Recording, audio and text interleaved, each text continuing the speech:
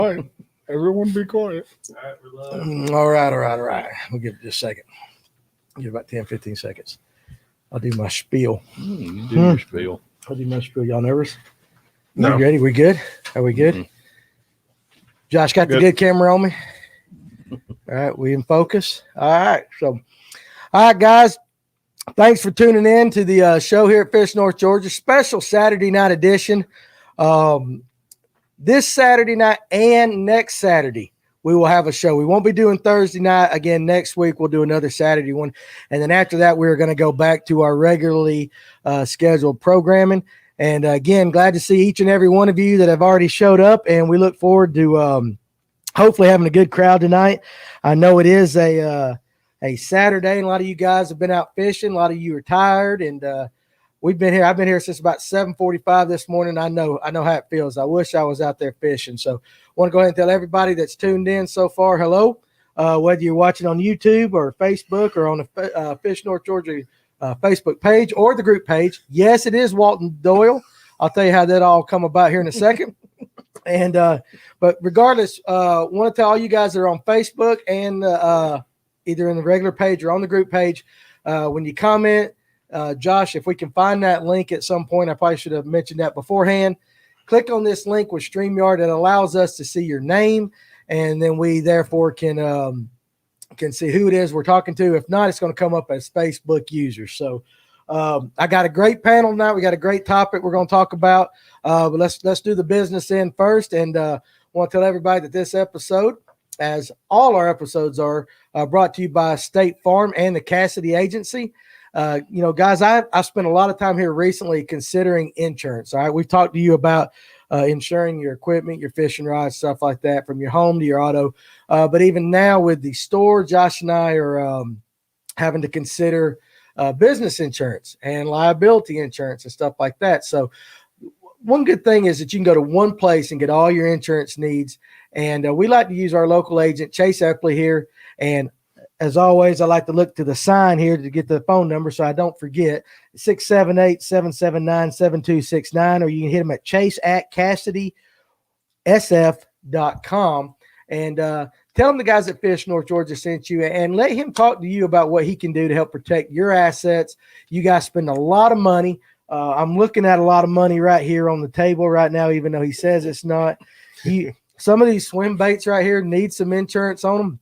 There's some big ones, but guys, seriously, insurance ain't no joke. All right, let's deal with people that we know, we trust. Chase Epley is the guy. Fish North Georgia, we recommend him highly. And like I said, tell him Danny from Fish North Georgia sent you.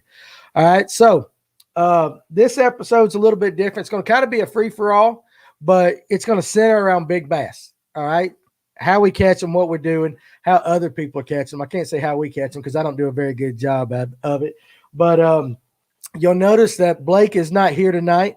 He has got some stuff that he's got to do. He will be tuning in at some point tonight, and we look forward to hearing him chime in the comments at some point. But I'm going to introduce the guys I've got sitting with me tonight, starting with a man I met just yesterday. Come in the store, and we did some talking. That's Jonathan Farmer.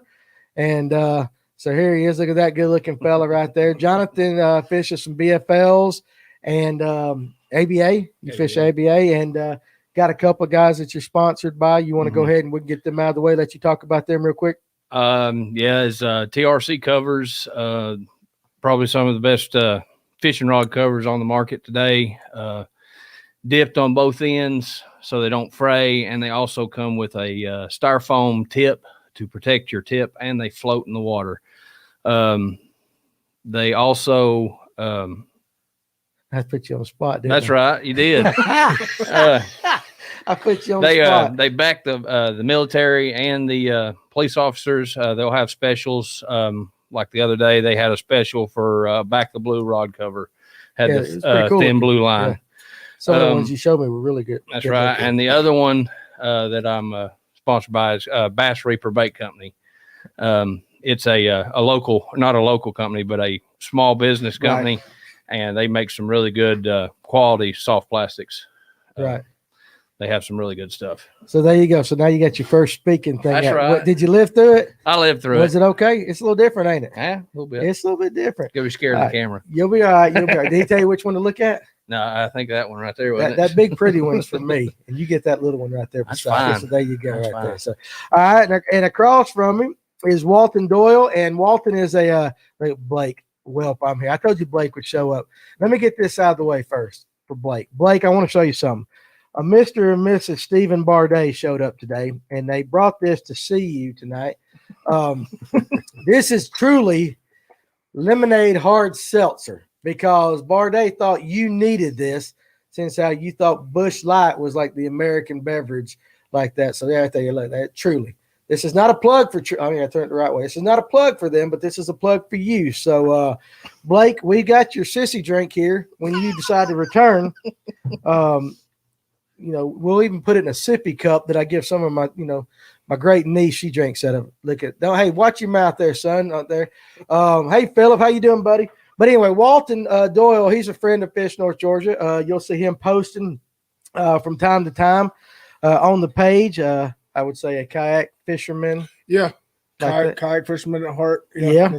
He actually just stopped by. He said he was just going to hang and watch the show. And I said, well, hell, Blake ain't here. Come on, get on it and we'll let him talk and do some talking. And then he agreed to it. So we appreciate you being willing to, even though you didn't plan it, to jump in and share your expertise where it comes. Yeah, I don't catch big bass, but I'll That's all right. We'll talk to him. I don't listen either. to him talk about it. I don't either.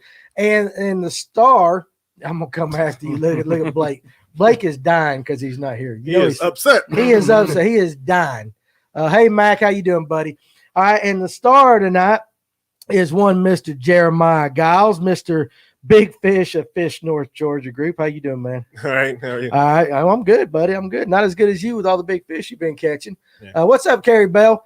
We're gonna talk. If you've seen this array of stuff he's got in front of me, you'll understand why I said he needed to insure some of these things. I've caught fish smaller than what he's throwing out here, but we're gonna talk big swim baits, big fish in general.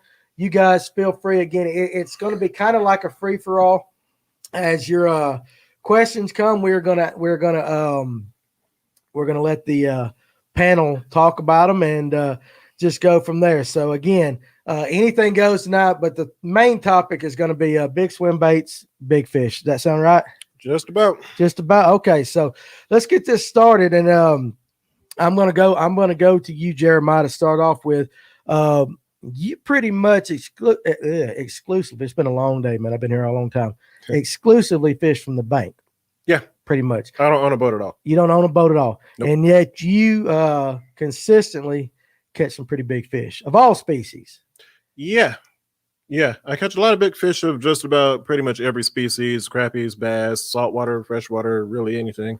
But mostly largemouth and spotted bass. Okay, and now do you just, when you go out to fish, do you target big fish in general? You're not a numbers guy. You're looking for that big fish, or do you do both?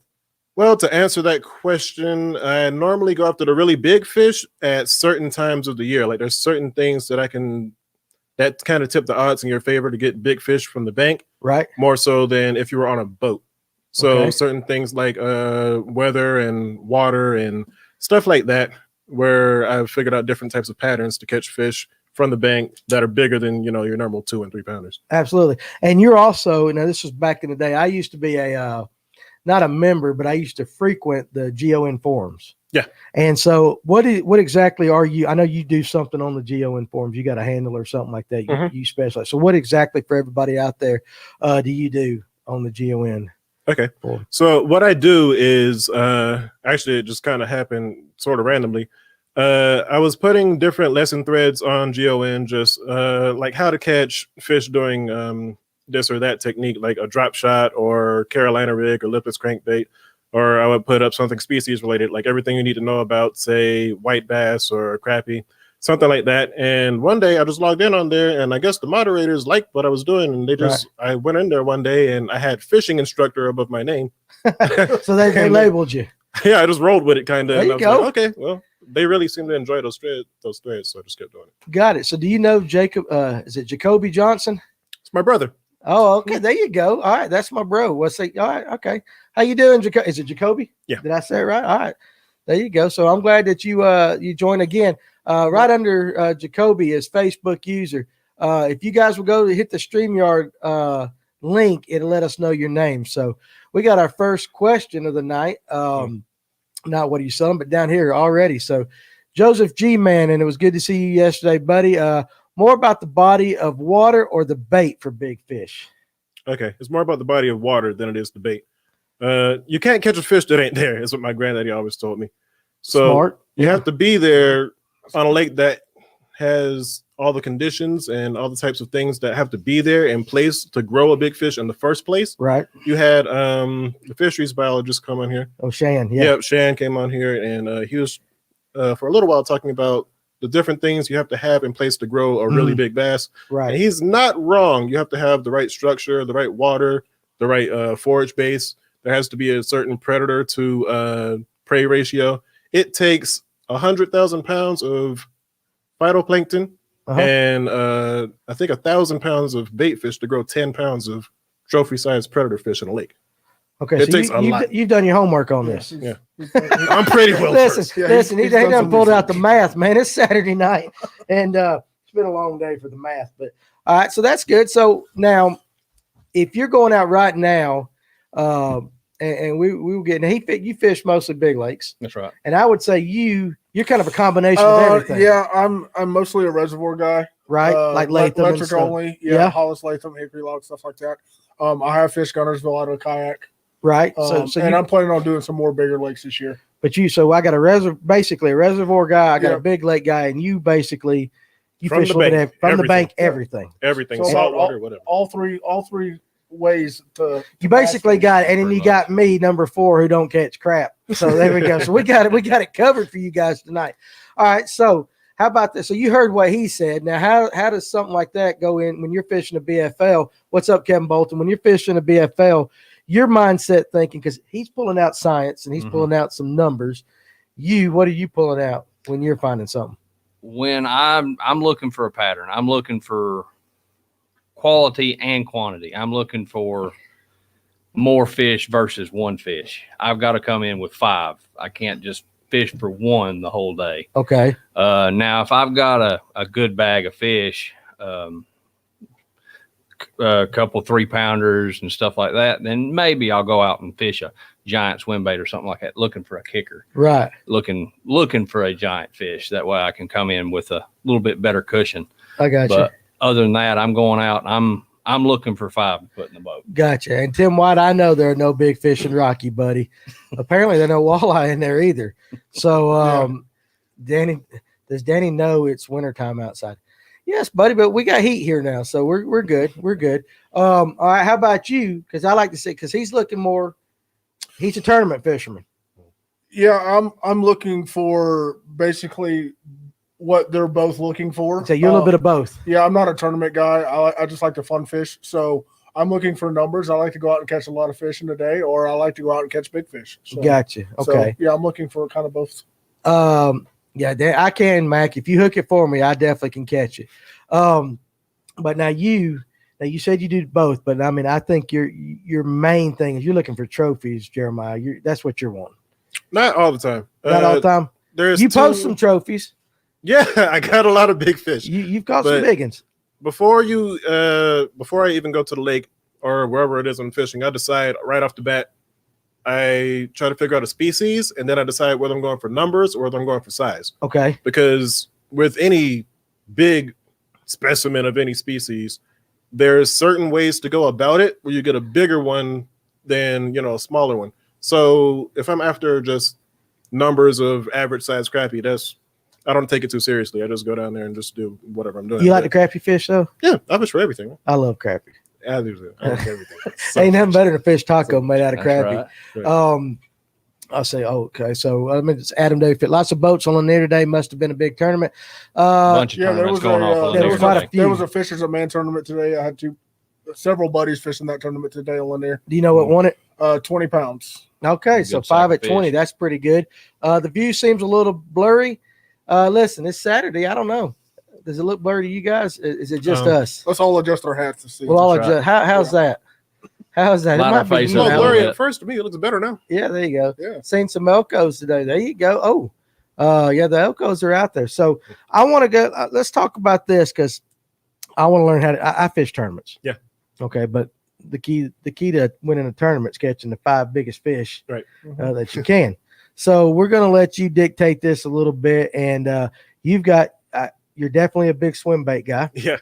So a lot of these guys want to know. And guys, hey, listen, if your computer's blurry, I don't know. It's probably Saturday night here in Marble Hill, Georgia, and I don't know how TDS Telecom is doing. So you never know with what people are watching around here. So why don't we do this? Why don't we let you go through some of the things that you brought? Maybe you can show them up to the camera a little bit, and just kind of describe what you're using them for. And yeah, I mean, that ain't a Whopper Plopper. Okay, good. No, You ain't got a Whopper Plopper. River Damn, I'm gonna go on here with a Whopper Plopper. But Nah, there's no Whopper. hey, Mac, definitely, you need to do that. So, wind is strong. Daniel Duckett, he's blurry too. Well, listen, it might just be I got 3 ugly guys on here. We didn't want you to see what ugly really looks like. You're good looking, Jeremiah. This other guys, we're definitely holding it down. Mm-hmm. What's in the box? Okay, Listen, so you're getting ready to see this. I get to sit back for a second. It's TDS, boys, straight garbage. That's right. Here we go. So I'm gonna put this one up here. All of this is just the travel stuff that I normally take, but I have a whole big swim bait collection in here that I think is pretty special. I'm gonna cover up that sticker because that one's not. This is a family show. It's okay. It's a family show. It's all right. Is it really bad? Move your hand. It's not that bad. Move your hand. Move your hand. Let's see. Let's see what you got. Let's see. Let me see what you got. Let me see what you got. All right. Oh, Come on. yeah, that's What is it? That's pretty. I can't even see it. But anyway, don't worry about I'm not sure. it. All right. Well, anyway. Okay, so I never saw it, but anyway, okay, good. Hey, while you're doing that, what's your story? How did you learn to fish? And are you originally from North Georgia, Jeremiah?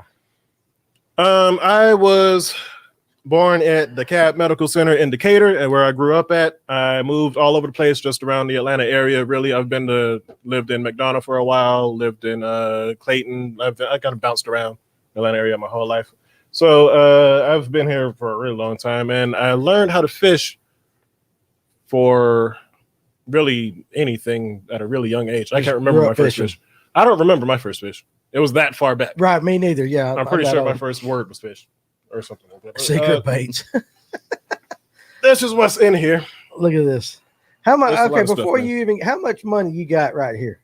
I don't know how many $1,000s worth. Yeah, that's several Several $1,000s sitting right in here, right? Yeah. It's got more money in that box than I do in my bass boat. All right, so It's gotta be a few listen, $1,000s, I ain't knocking you, but Mr. Facebook user who is from Decatur, very cool. Josh, can you pull up that? Is there a way to post that link? I know we did it the first night.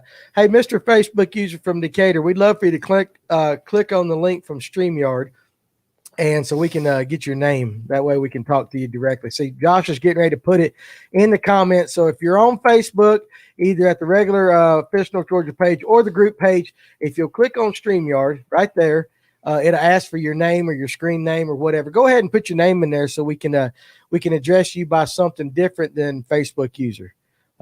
I'd love to know the people who are looking. But anyway, go ahead. All right. I'm sorry. So I digress. Okay, so I'm gonna hold the box like this. I can't put the whole thing on the table. It's that big in person, y'all. So it's gotta kind of be off to the side. So sorry about that. But anyway, everybody kind of knows a little bit about the history of swim bait fishing. It started out in California. Actually, they first started out as striped bass lures. And guys all of a sudden started catching these giant largemouth, 15, 16, 18 pounds on these big trout imitations. And it kind of took off from there. And they didn't even really have any actual swim bait gear at the time. They were using saltwater rods and stuff to throw some of this stuff. Right. And they found out that while they were doing these trout stockings, that these huge largemouth they actually learned how to time where and when the trout stocking trucks would come up and start dumping them in. Okay. So people start throwing these great big trout baits over there. And it started with the AC plug, which is a big jointed wooden bait. And it's kind of like a wake bait. Right. That comes across the top. And everybody started doing different trout baits. So then that's where we got the Huddleston. That's where we got the triple trout. That's where we got the MS Slammer and all that kind of stuff. Okay. So things started to pick up out there. And we had for a long time, Butch Brown made a lot of these baits famous. Ken Huddleston came up with the Huddleston in 2005. Let me see that. That's that bait there. That's actually a very special one. Okay, so Josh, if you could hit on that. Now, this bait we're showing, this is about, what would you say, 8 inches? That thing is 8 inches and it weighs I've in. been lying to my wife the whole time. I'm sorry. Hey, that was not that expensive. That was no, like I $20. don't. I'm just kidding. That's my bad humor. So keep going. He's not talking about the Yeah, price. keep going. Oh, okay. They're talking about your sticker over there. Oh, So Ken Huddleston came out with the HUD in 2005. that's very soft, though. Yeah. Okay. And that bait got really, really popular. Butch Brown made this bait famous because he was doing cast to catch videos. So he had his little itty bitty boat. I think he was actually on an electric only lake out in California. Right. And he would go out there and he would have his video camera. He had the VHS tapes, actually. He had a little VHS tape camcorder sort of thing out there. And he was taking these baits, throwing them out there, and just sticking these gigantic bass. Yeah. Well, it's going to 15, take a big fish 16 to hit pounds. those things. He had something like 200 tapes or 400 tapes, all cast to catch with these huge fish on there. And he was kind of cornering the market for a little while because he would buy all the baits that they had, all the baits that Ken made. He was like, so how many you got? And he'd be like, maybe I've got 40 or I've got 60. And he'd be like, I want all of them. So nobody else could get the bait for a long time. And he was doing these cast to catch videos and the hype was real. The hype was all over the place. Everybody wanted them. Nobody could get them. And eventually he started to strike a deal with Ken, and that bait really took off. And so this is the most well-known one. Everybody knows what a Huddleston is. Yep. That color there is called Holdover. That one's one of the more popular ones. If you live Get that, down Josh? south, There you that's go. probably one of the best colors. Now, what is this mimicking? It's mimicking a rainbow trout, but it's a dark pattern. Right. This is a little dark. This looks more like some of the rainbows that. Yeah. Okay. So you That got one's these special. two. That one's a special This color. one is? Yeah, I got that from my Okay. buddy Don Osborne out in California. He runs a shop called Swimbaits City, and he was featured in Bassmaster Those this are like a past rainbow year. bait. I think in about October. Right. He's in there with a 15-pounder that he caught on a swim bait. Seriously. Yeah, he caught that fish in the wintertime on topwater, actually, In the on a big wintertime, topwater swim bait. Now, is wintertime in California the same as wintertime in Georgia? Not quite. Right. A little different. Little bit different. Plus, they got a little bit different fisheries out there too. But Over you know here, what? This thing's like lifelike. I mean, there's some really good detail on this Yeah. stuff right here. It looks like some of the trout I've caught up there on, like, I'm serious. That's like a snit, what I call a standard 9-inch trout. Yeah. Like a stalker. he actually came out with a 12-inch first, and Okay. the 12-inch was a little bit too much. So he started doing the 8-inch, and that's really the real trophy hunting bait right there. But Have you ever heard of Fish Atlanta's high-powered herring? yes, the Okay. HPH is really, really good. There you go. All right. The HPH is a really good glide bait. I don't have one because they're kind of hard to get. A lot of these baits we deem garage baits because they're made by one guy, one at a time. They're very slow. You have to pre-order them. It may take 30, 60, 90 days to actually get the bait in your hand. Right. So that's what's special about this one here. I'm sure a lot of people know what this is too. This is the MS Slammer. This is made by Mike Shaw. He started making these in 93. Yeah, let me hold that thing. Good Lord, what a bait. Started making those things in 1993, originally as a striper bait, but it works on kokanee, not kokanee really small, but salmon. So it works on salmon, striper, bass, and Sharks. yeah, he's been making those for a long Sharks, yeah, time. seriously. So it's a lot more versatile than what I mean, you can catch several different species, saltwater and fresh on these. Yes, he's been Okay. making those forever. And what's special about that, if you look on the inside of that joint there, You right? he signs and dates every one that he makes. He sure did. So on the inside it says MS and it has the date. 920. Sure That one does. was last year. The oldest one that I've had was like a 2006. And they hold up. Is They're this- very is this well. wood? Is this wood? Yes, it's made out of cedar. Cedar. Okay. All right. It's really good quality. You ever thrown something like this? No. Have you? So okay, so we're all getting a lesson right here. Yeah. I'm- Okay. That All right, bait- okay, we're getting a lesson. I've Good. always been curious about swim bait fishing, right. but just never, it's a money thing for me. Buying a $200 bait and What's this bait cost? It depends on what size you get. Okay, this bait right here, particularly. This is what That about one there is $80, I think. Okay, $80. 80. All right. If you Wow. order one direct from Mike, it'll take you I don't know, about 3 months. About 3 months to get it. Because he will do custom paints and stuff like that if you ask him. If you ask him, he'll do you some custom paint jobs and stuff like that, but it'll take you a while to get it.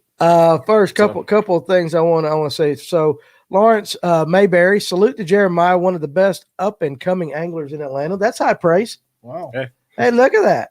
Good looking, and he knows how to fish. Good. All right, Mac Doyal, use 200-pound braid to throw them things on. Okay, what about this? Let's just talk. Well, I got it in my hand. What's your setup for this fish right here? For that, I normally use an 8-foot extra heavy rod. Something similar to what the video that we saw. That's the same rod. Same rod. Okay, Same so rod. if you guys go on the Fish North Georgia page after the show, there's a video of Jeremiah taking a swim bait, skipping it under a dock up at Chickamauga. So 8-foot extra heavy. 8-foot extra heavy, and then it depends. The reel depends on whether if I'm fishing a bottom bait or whether I'm fishing a multi-joint bait or a glide bait. Normally, if I'm fishing a bottom bait, you want a slower gear ratio reel. Right. So the most popular one that everybody's using right now, or have been for a long time, is the Shimano Calcutta 400 TE. Okay. That's what everybody fishes. It's about a 5-to-1 or 5-2-to-1 gear ratio. Right. That's for slow rolling those HUDs and stuff like that down there on the bottom. And for glide baits and topwaters and things like that, you normally want to go with a 6-speed or a 7-speed. So maybe like a 6-6-to-1, 6-3-to-1, something like that.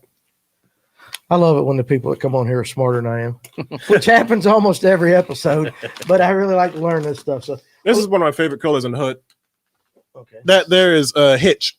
Hitch.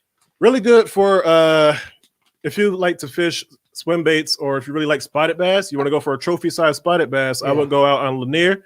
They make a smaller version of the Huddleston. Got a lavender color right here.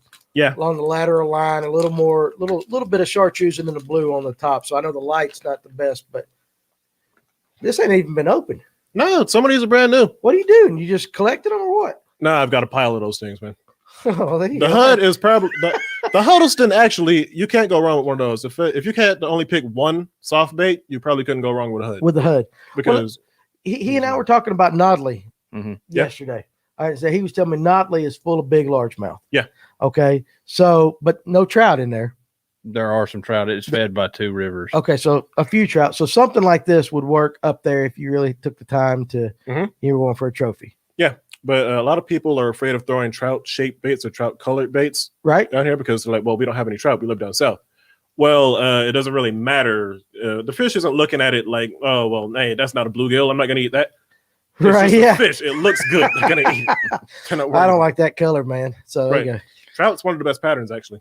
All these baits would be killer on Clarks Hill, Georgia, says Frank's Fishing.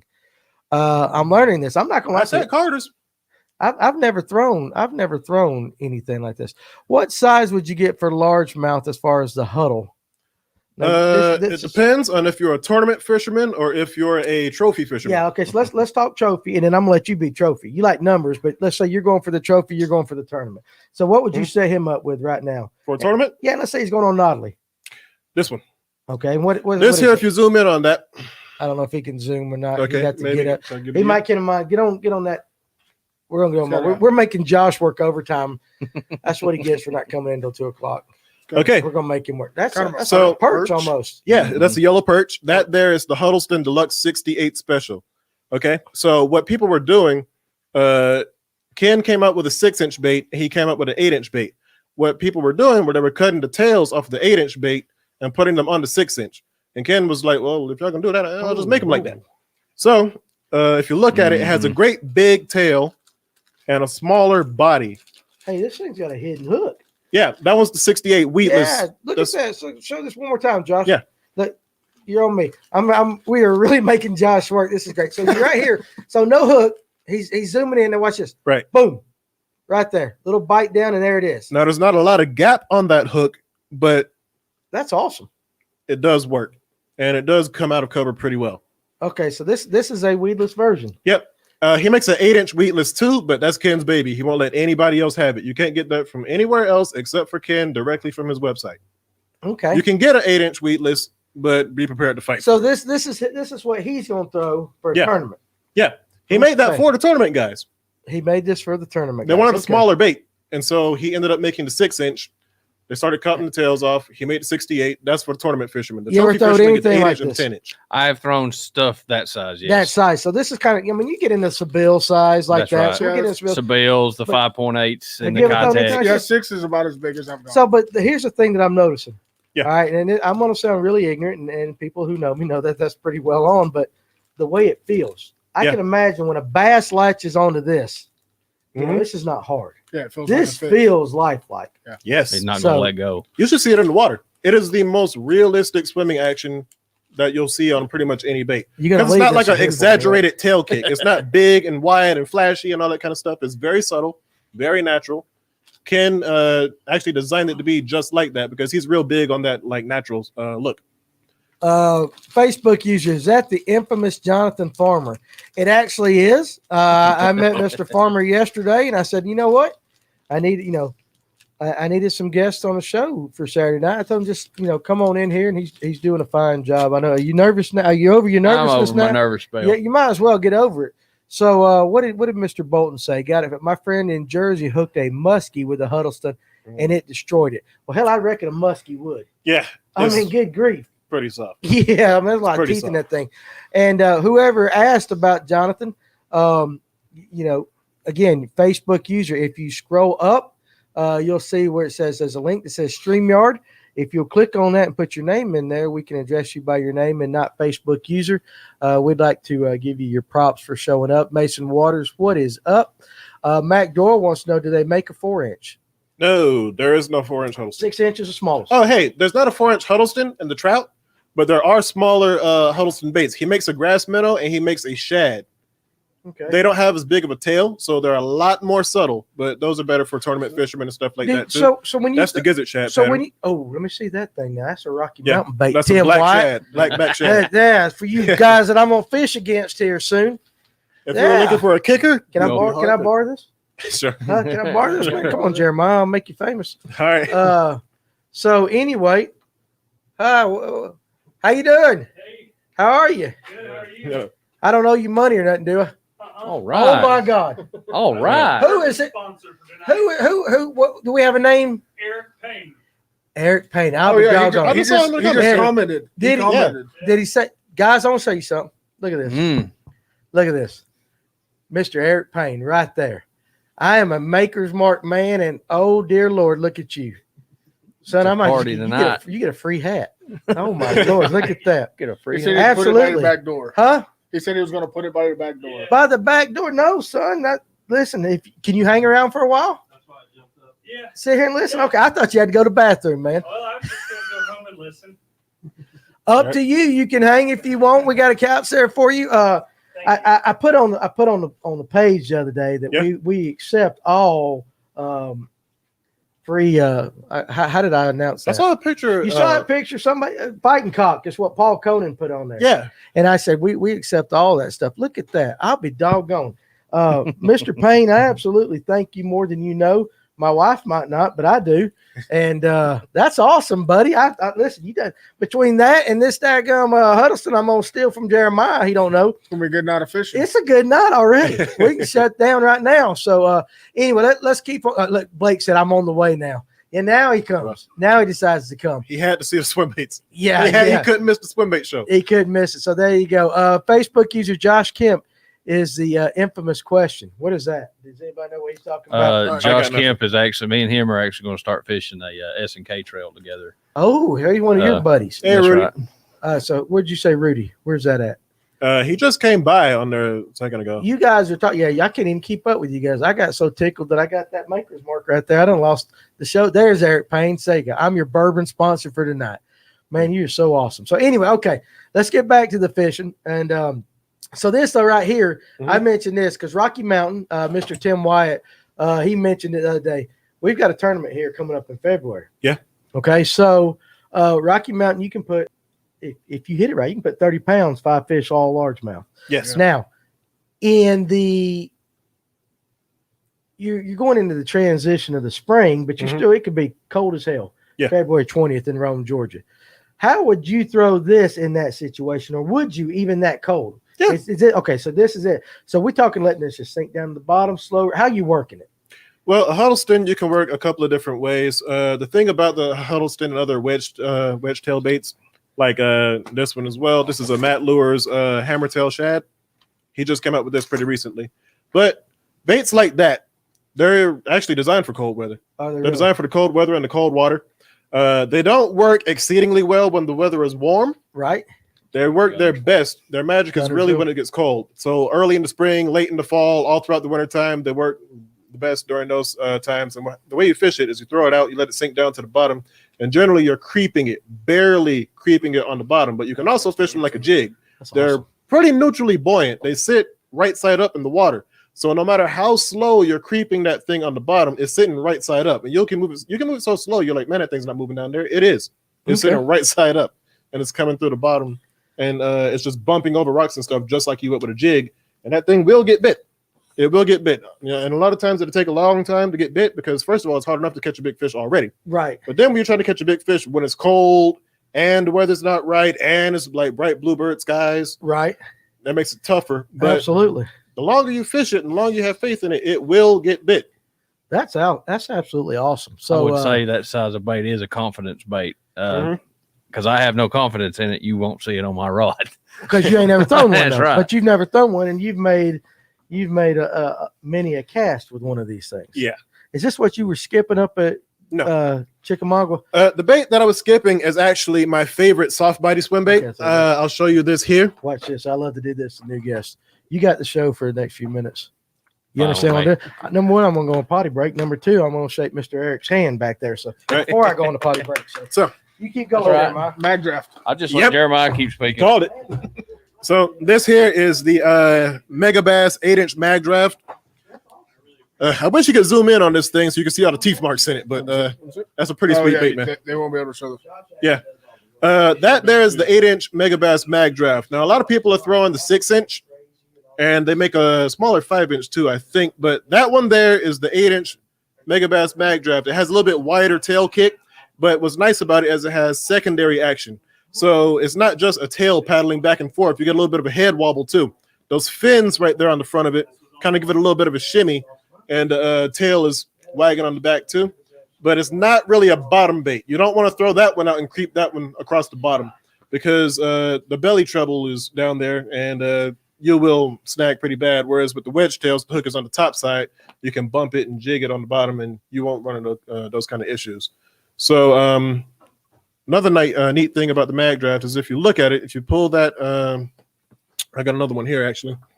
If you pull that hook out of the belly of it, it has a magnet on the bottom of it, and that's where it gets the name mag draft. See, it's here on a harness, and the hook is dangling. But when bait's being retrieved through the water, it'll come up against the belly and it'll stay put. This is Chris Zaldane's bait that he throws. I get a lot of his big kicker fish in his tournaments. He makes a modification too, where he takes a pair of pliers, he pulls out that belly treble, and he straightens one of them out and sticks it up into the bait where it doesn't come out. Because sometimes when you cast it, the hook will fall out of the bait while you're casting, it'll tangle up and foul your line, and you have to pull it back in and redo the cast. But the mag draft is my favorite soft body swim bait. It's just not a good wintertime bait, so I'm not going to throw that until, let's say, post spawn, like April. Yeah, April, May, June, all summer long, all the way up until let's say like the end of November when it starts to get cold again. Those first couple of cold fronts start to go through. That bait works really, really well. And I only fish like 4 or 5 colors. You don't need to buy the whole set. A lot of people feel like, well, we have to go about and buy this and that swim bait. Like you have to have them. You don't. You don't have to spend a lot of money swim bait fishing, even though it is arguably the most expensive way to bass fish. I would agree. Because one bait, a cheap bait, is already $30, $35. So do you have you caught any bed fish on fishing swim baits? Nah, I don't bed fish when I throw those. I'll bed fish for like jigs or some type of soft plastic, something like that. But it's not to say that you can't though. Pre-spawn fish? Pre-spawn, post-spawn, summertime fish, early fall fish. But I will say if you're going to bed fish, you would want to throw something that's got some treble hooks on it. Yeah. Because if you're using a single hook swim bait, you're kind of relying on them to get the entire bait in their mouth. Yeah. And if you're trying to bed fish, they already don't really want to eat it. They're hitting it out of aggression. Yeah. They're not trying to eat it because they want it like that. They're hungry or anything like that. So I'm going to throw something with treble hooks. And if I had to throw one on a bed, I would throw this one. That's a Jackal Gantarelle. That's a dark one. I should probably show you a little bit lighter one. But what's neat about the Gantarelle is this falls into a category of swim baits that I like to call hybrid swim baits. I call it that because it has several different features of different categories of swim baits. You've got your wedge tail, you got your paddle tails, you've got glide baits, you have multi-joint baits. Those are normally hard bodies. And then you have your wake baits. This one here, the Gantarelle, it blends a couple of those different features from these different baits together. It's got joints in it, like a multi-jointed bait, but they're really tight. So you get sort of a glide bait action, but you also get kind of that multi-jointed swimming action at the same time. But what's nice about it is that it has external rings on it. Normally, you just have a ring at the front where you tie your line off to, or you have the rings where the hooks are at. On the Gantarelle, you have modification rings. You have one on the tail, you have one here on the bottom of the chin. So you can add a spinner blade to the back, or you can add a weight to it or something like that. And this one's pretty buoyant too. If I add a drop shot weight up here to the nose of the bait, or I mean to the chin of the bait, it'll sit down like this and it'll nose up. It looks like a bluegill coming to steal bass eggs. You can hop that like a jig on a bass bait and they'll smoke this thing. That is awesome. You know Justin Speece, right? You know Justin? He's a fellow bank fisherman. Yeah. So he wanted to say, can you put that comment up right there? Unfortunately, he's already 3 sheets to the wind, but he wanted to say hello quick. And Jeremiah, you rock. Bank fishermen are gods. So there you go. Yeah. I mean, it takes a special person to get out and catch big fish from the bank. Okay? So let me try to catch back up. The freestyle mag draft is good to rig weedless, and then Mac Doyle wants to know what's the cost of those. So again, I walked upstairs, so I don't know which one of those. If he's talking about the mag draft, it depends on what size. Is that a mag draft right there? Yes, that's my favorite. That is my all-time Is this favorite. what you were skipping up there? That's what I was skipping. Did you catch anything? That was at Chickamauga. Not that day. We were getting ready to leave. I just did a little one-off thing. I was like, hey, catch this real quick. I just went down there and skipped it real quick, and that was about it. But there's the 8-inch. There is a bigger one. Everybody normally throws the 6-inch. That's a tournament bait. It's not necessarily a trophy hunting bait. Okay. There's the 8-inch. Here's the 10-inch. Oh, we got the Ron Jeremy here. Here we go. There's the 10-inch bait. This is the Ron Jeremy of the Mega Bass. That color is called whiteback shad. That is my number one that would favorite. Scare me too. All right, so it's called what now? That color is called whiteback shad. That is my all-time favorite shad pattern. That's if I can only buy one soft bait as far as swim baits go, I'm gonna buy that one in the 8-inch size. I buy maybe 5 different colors. The nude rainbow, actually, a lot of people feel like trout patterns don't work down south. They do. Right. Nude rainbow, stealth rainbow, albino whiteback shad, and there's one that has kind of a gold back to it. I forget the name of it though. Those are the only ones that I buy, and they're not very expensive. They're $25 a pop. How long? Now you can catch striper on these too, right? Yes. Okay, so how long is one of this? Let's just say you go out and fish it. I mean, how long can you expect one of these to last you if you're fishing it regularly? If you fish it regularly, yeah, it'll get beat up, but it'll last you. I don't know, man. Stripers are kind of mean. It might last you like 3, 4, 5 fish, right? Tops. Largemouth, you can catch maybe a dozen or two. There is a soft plastic bait glue called Mend It. It comes in a little 2-ounce tube. Looks like super glue. Has like a little nozzle on it. If you fish a plastic bait, it gets beat up. You can take that Mend It. You can put it in there, and it's actually soft bait glue. It's formulated for soft baits. It'll stick it back together, and it'll be just like new. But I will say on the mag draft, if you do buy one, make sure that you pull the eyes out and get a little bit of super glue and dab and put the eyes back on it because they will pop out. Especially after your first 5 or 6 fish, you'll end up missing eyeballs. They'll still eat it after that. I just like it to look pretty. Hey, you know somebody named Jasmine? That's my sister. Well, hey, Jasmine, tell your sister hello. She is now a member. Yeah. I just approved her. She is now a member of the Fish North Georgia group page. Hey, Jasmine, thank you. It doesn't matter. That's right. We attract a high class of people right here now. We are really upping our game tonight. And I want to tell you, Mr. Eric Payne, kudos, dude. Absolutely kudos on that. That's some top shelf stuff right there, buddy. If guys, you're throwing a party, you need to invite Mr. Eric Payne to your party. All right. just let everybody know. So, Chris Nation, Danny, if you're going to throw the Huddleston at Rocky in a tournament, use it to catch a kicker. You might only get one bite on the Huddleston. And that's kind of like what you were telling him. Yeah. Go with a smaller one to catch your numbers. And then, you know, you're going for that kicker. A lot of the tournament guys, they'll go out, they'll catch their 4 fish limit, or they'll get 5 just to be safe. And then they'll try to upgrade and throw some of these bigger swim baits. You ever use a Scottsboro swim bait? I have. I didn't really care for the Scottsboro that And much. why is I didn't that? really care for the Osprey either. Why is that? Just the way that they fish. They're very heavy. Okay. So they're good baits. You would just have to fish them a little bit faster than I would like to, and you have to fish it in deeper water because that Osprey rockets to the bottom. I'm not gonna lie. I'm like totally. I did not know what to expect when Jeremiah was gonna come up here and talk about big swim baits, but I'm like totally floored by the whole thing. Yeah, I have never. That's most people. Listen, I have to feign ignorance. I mean, seriously, you dropping some knowledge here, Actually, man. if I can show you guys something real quick, I had picked up earlier. Facebook user, whoever is drinking the Yellowstone whiskey, good for you. But I'd love to have your name. If you can go to StreamYard.com and click on the link. If you go on up, scroll on up, we can get a name. Josh ought to have it memorized by now, and I should, but I don't. If you post it one more time, Josh, I promise I'll write it down and tell people. But if you guys are if you're on Facebook or either on the Fish North Georgia page or on the group page, go to StreamYard.com. Is that backward slash? Is that how you say that, you young guys? Yeah. Backward slash. There you go. Facebook. Backslash. Right there. Josh Kim. Hey, Josh. All right. Anyway, and Tammy Neal. She's having trouble with big swim. Where'd it go? There you go. I have trouble with the bigger swim baits.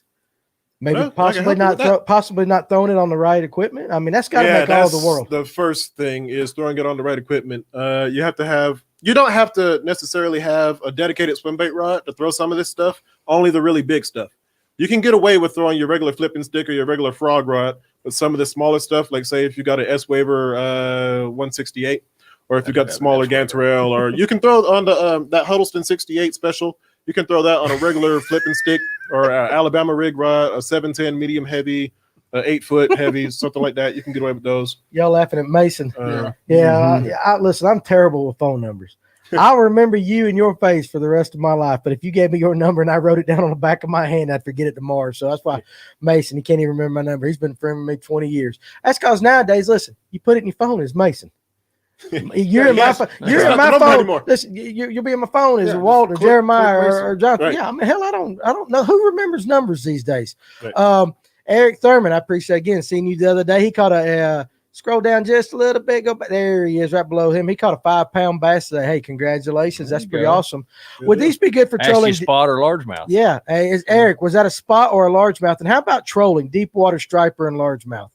Big Ed 420 wants to know. Big Ed 420. Deep water That's his trolling. name. You could probably do that with the slammer. You could probably do that with a few other baits, but generally you wouldn't want to troll a big swim bait. A lot of them are designed to be fished slow for like trophy sized largemouth. There are a few big swim baits that are designed to be fished faster. They're just not necessarily designed for being trolled behind the boat. But the slammer, you can. They actually troll these for big lake trout and stuff like that. Further up north and out west, they do troll those. But for the most part, nah, you don't really want to troll most of these. What's the biggest largemouth you ever caught? 10-2. What's the biggest one you ever caught? 7.5. So I'm at 7.8. How about you? It's kind of a toss-up. Somewhere between. One scale said 11, the other scale said 9. Okay, so you're in double digits. So you think you've cleared the double digits? Close. So I don't know. It's not official. Not official. Not official. Listen. You get over 7 pounds, that's a hoss. Yeah, I've caught a bunch over. I mean, But still, it's still a hoss. Yeah. I guarantee every 7 pounder you brought in, though, you admired and everything. So, yeah. How about striper? You? 25 pounds. I'd say probably 20 pounds. Okay. How Roughly. about you? 27.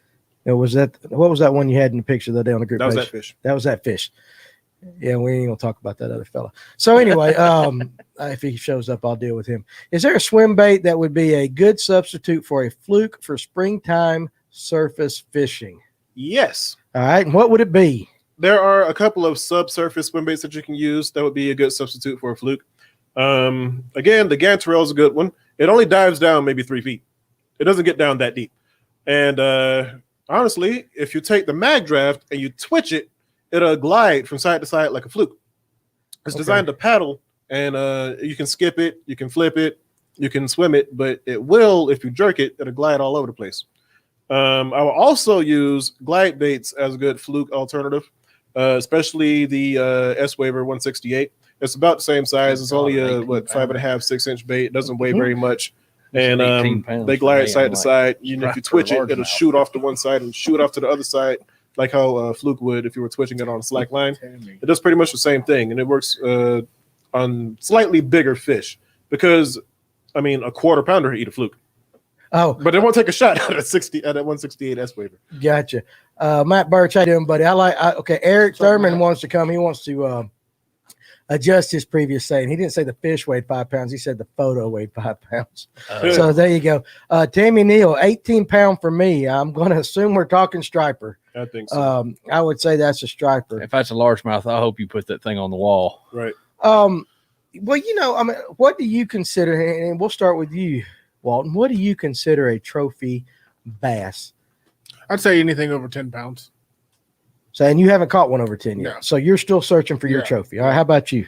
10 pound mark. 10 pound. That's a double digit. I've caught plenty of 9 pounders, just never broke the 10 pound range until last year. How about you, Eric? What's a trophy bass in your mind? 10 pounds. 10 pounds. I would say that a trophy bass is relative to your location. Because if I take a 7 pounder and I show it to somebody from New York, they're like, well, you got a 7 pounder. Down here, we're like, good fish. I could agree. I You know what? Yeah, I can agree with that. I love smart people. Yeah. Out in California, 15 Jeremiah, I love pounders. you. Yeah, absolutely. I love it when somebody's smart. That's It's where Georgia relative. guys were like 10 pounds. It's all Right, 10 relative. pounds. Yeah, 10 Yeah, pounds. Oh, exactly. funny you asked that, though. I spoke to Shannon Gorman. Yeah. He said that in Georgia, a trophy class bass is anything 8 pounds plus. And he's probably right. Shan knows his stuff. Yeah. Yeah, I mean, Shan it's, knows hard, his it's stuff. difficult to catch an 8 pounder. Yeah, Joseph Castleberry. This is something that I've been sitting here thinking about for the last 51 minutes. How do you remember all these names? I can't remember what crankbait I bought yesterday. So, I mean, but it takes some time. You got to familiarize yourself with the baits. Yeah. So let me ask you this. Let's say if you fished, let's just say if 100 hours was your 100% fishing for the year, how many of those hours are you throwing big swim baits, and how many are you fishing for other stuff? On 100 hours being 100%. And I know it's a lot more than that, but we'll just use that for a round number. Out of a year, I would probably, out of that 100 hours, probably, let's go with maybe 60. Okay, so you're throwing it though more than half. Yeah, more than half. I do fish for bigger bass with other things than just swim baits. I brought the swim bait box up here just because I'm one of the people that actually do it and really like have a good knowledge about You're pretty good at it.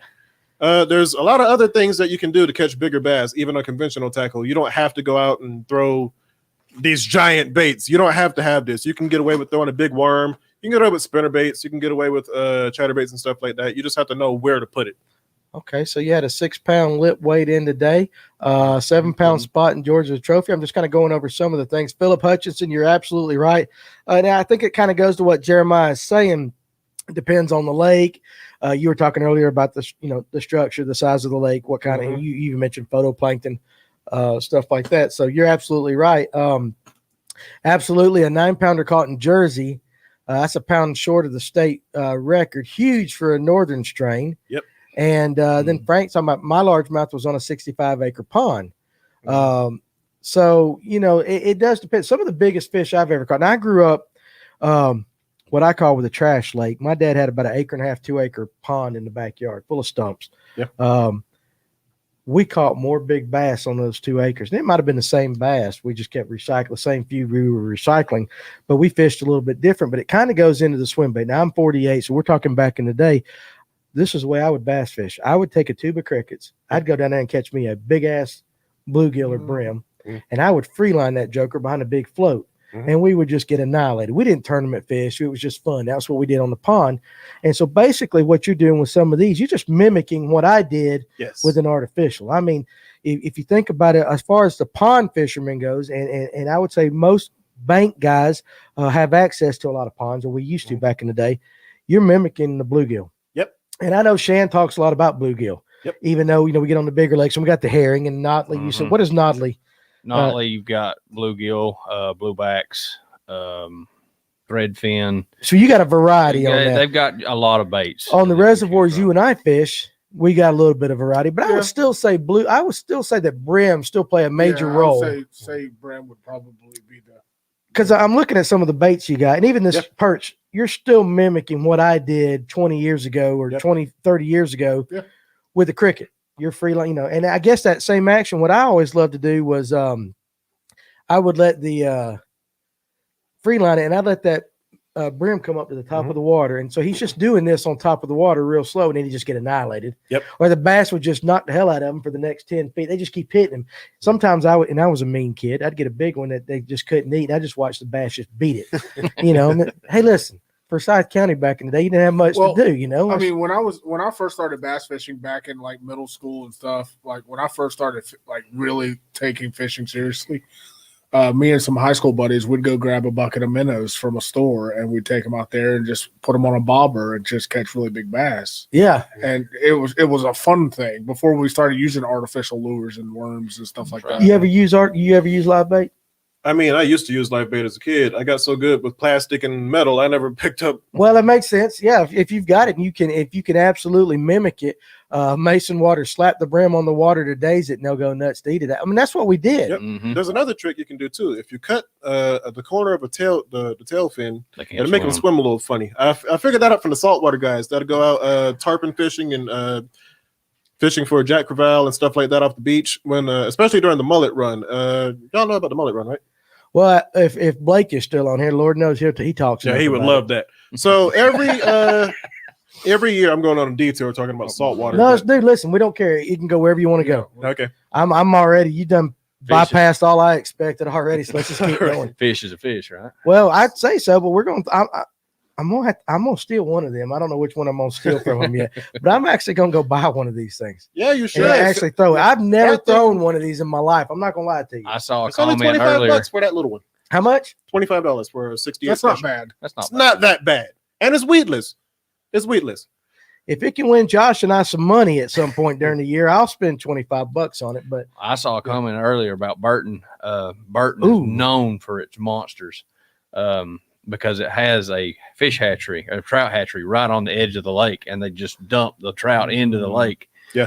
And you can actually skip those docks with those Huddlestons, those 6 and 8 inch Huddlestons, and they will follow them out. You'll see 10, 12 pounders just coming out from under the dock. They're huge. Didn't you say something about that at one lake that they had it timed? Out west in California. Out west, that's right. The fish actually learned the times. They learned how to recognize the trucks and when they would come up and start doing these trout stockings. And the fish would sit up there and anticipate the trout stockings. And as soon as they start coming out of that funnel, they start eating them. Oh, we're starting to get some good questions. Derek White, who I hope you and I get to fish together next week at some point. He catches a lot of big spots on there. What's your favorite place to throw these big baits? So if you're targeting, where is your favorite place to throw like a these lake? baits? What I mean, like, and I'm assuming that Derek White's talking about structure. Like, are you targeting? It depends on the seasons, and it depends on how that lake fishes. There's a different way to fish a shad lake from a pond, a farm pond that's just full of bluegill. There's different ways to go about these types of things, but let's do. I always tell everybody, let's go pond first, pond? then river, and then reservoir. Okay. So let's do that. We'll knock out all three because that way we got the reservoirs. He fishes some rivers, and I fish some smaller ones. Pond fishing, assuming that there's warm weather, warmer water. Let's say like spring, summer, early fall. I'm going to go out and I'm going to throw mostly bluegill patterns, like the gantarelles. I have a Mike Buka bull gill. Some of y'all don't know that he makes other things than the bull shad. He makes a bull gill. So I would throw the bull gill. I would throw the gantarelle. I'd throw mostly bluegill pattern baits. Everybody's seen pictures of largemouth bass that have big bluegills and stuff stuck in the back of their throat and they suffocate, they die. Because a bluegill shape is a hard shape for them to eat. It's big, it's tall, it's bulky, it's got all these spikes and sharp fins and stuff on the back. So you don't necessarily have to go bluegill shape. You can just go bluegill color, Okay, and yeah, you can still pick up a couple of fish like that. So I in a have to small agree with him on pond, that. yeah. Yeah. My biggest bass is the 10-pounder actually come off a top toad right out of pro spawn with a yellow belly. We were seeing brim up underneath docks, couldn't get him to bite, and I threw a top toad up under that, and it like a toilet bowl opened up, and she ate it, and we had a bunch of 5-pounders blow up on it that day Because of the color, like you're because talking of the about. color. because of the color, Perfect. makes a difference. So on smaller ponds, we're going to go mostly bluegill. Okay. And that goes for everything. Swim baits, chatterbaits, spinnerbaits, swim jigs, that kind of stuff. I'm going to throw a bluegill color. And I'm going to fish it fast Okay. to get the reaction strikes out of them when the water is warm, especially with bluegill patterns. Bluegills, they're either sitting dead still up under a dock, or they're sitting around, some weeds or something like that, or they're like bolting across the lake. Right. Gotcha. So I'm going to fish it fast. Let's say in a river. In a river, I'm going to throw mostly silvery sort of shad type of colors and things like that. So I'm going to go with the mag draft. I'm going to go with the bull shad instead of the bull gill. I'm going to go with those types of baits. And I'm going to look for deeper pools, and I'm going to look for log jams, places that have slower current, because largemouth bass do not like current at all. Shoal bass and spotted bass, they'll sit right there in it. But largemouth, they hate current. So I'll go off to the backs of the sloughs and That's right. any deeper That's right. pools, anything like that. And I'm going to throw mostly shad patterns in those sort of like slack water areas.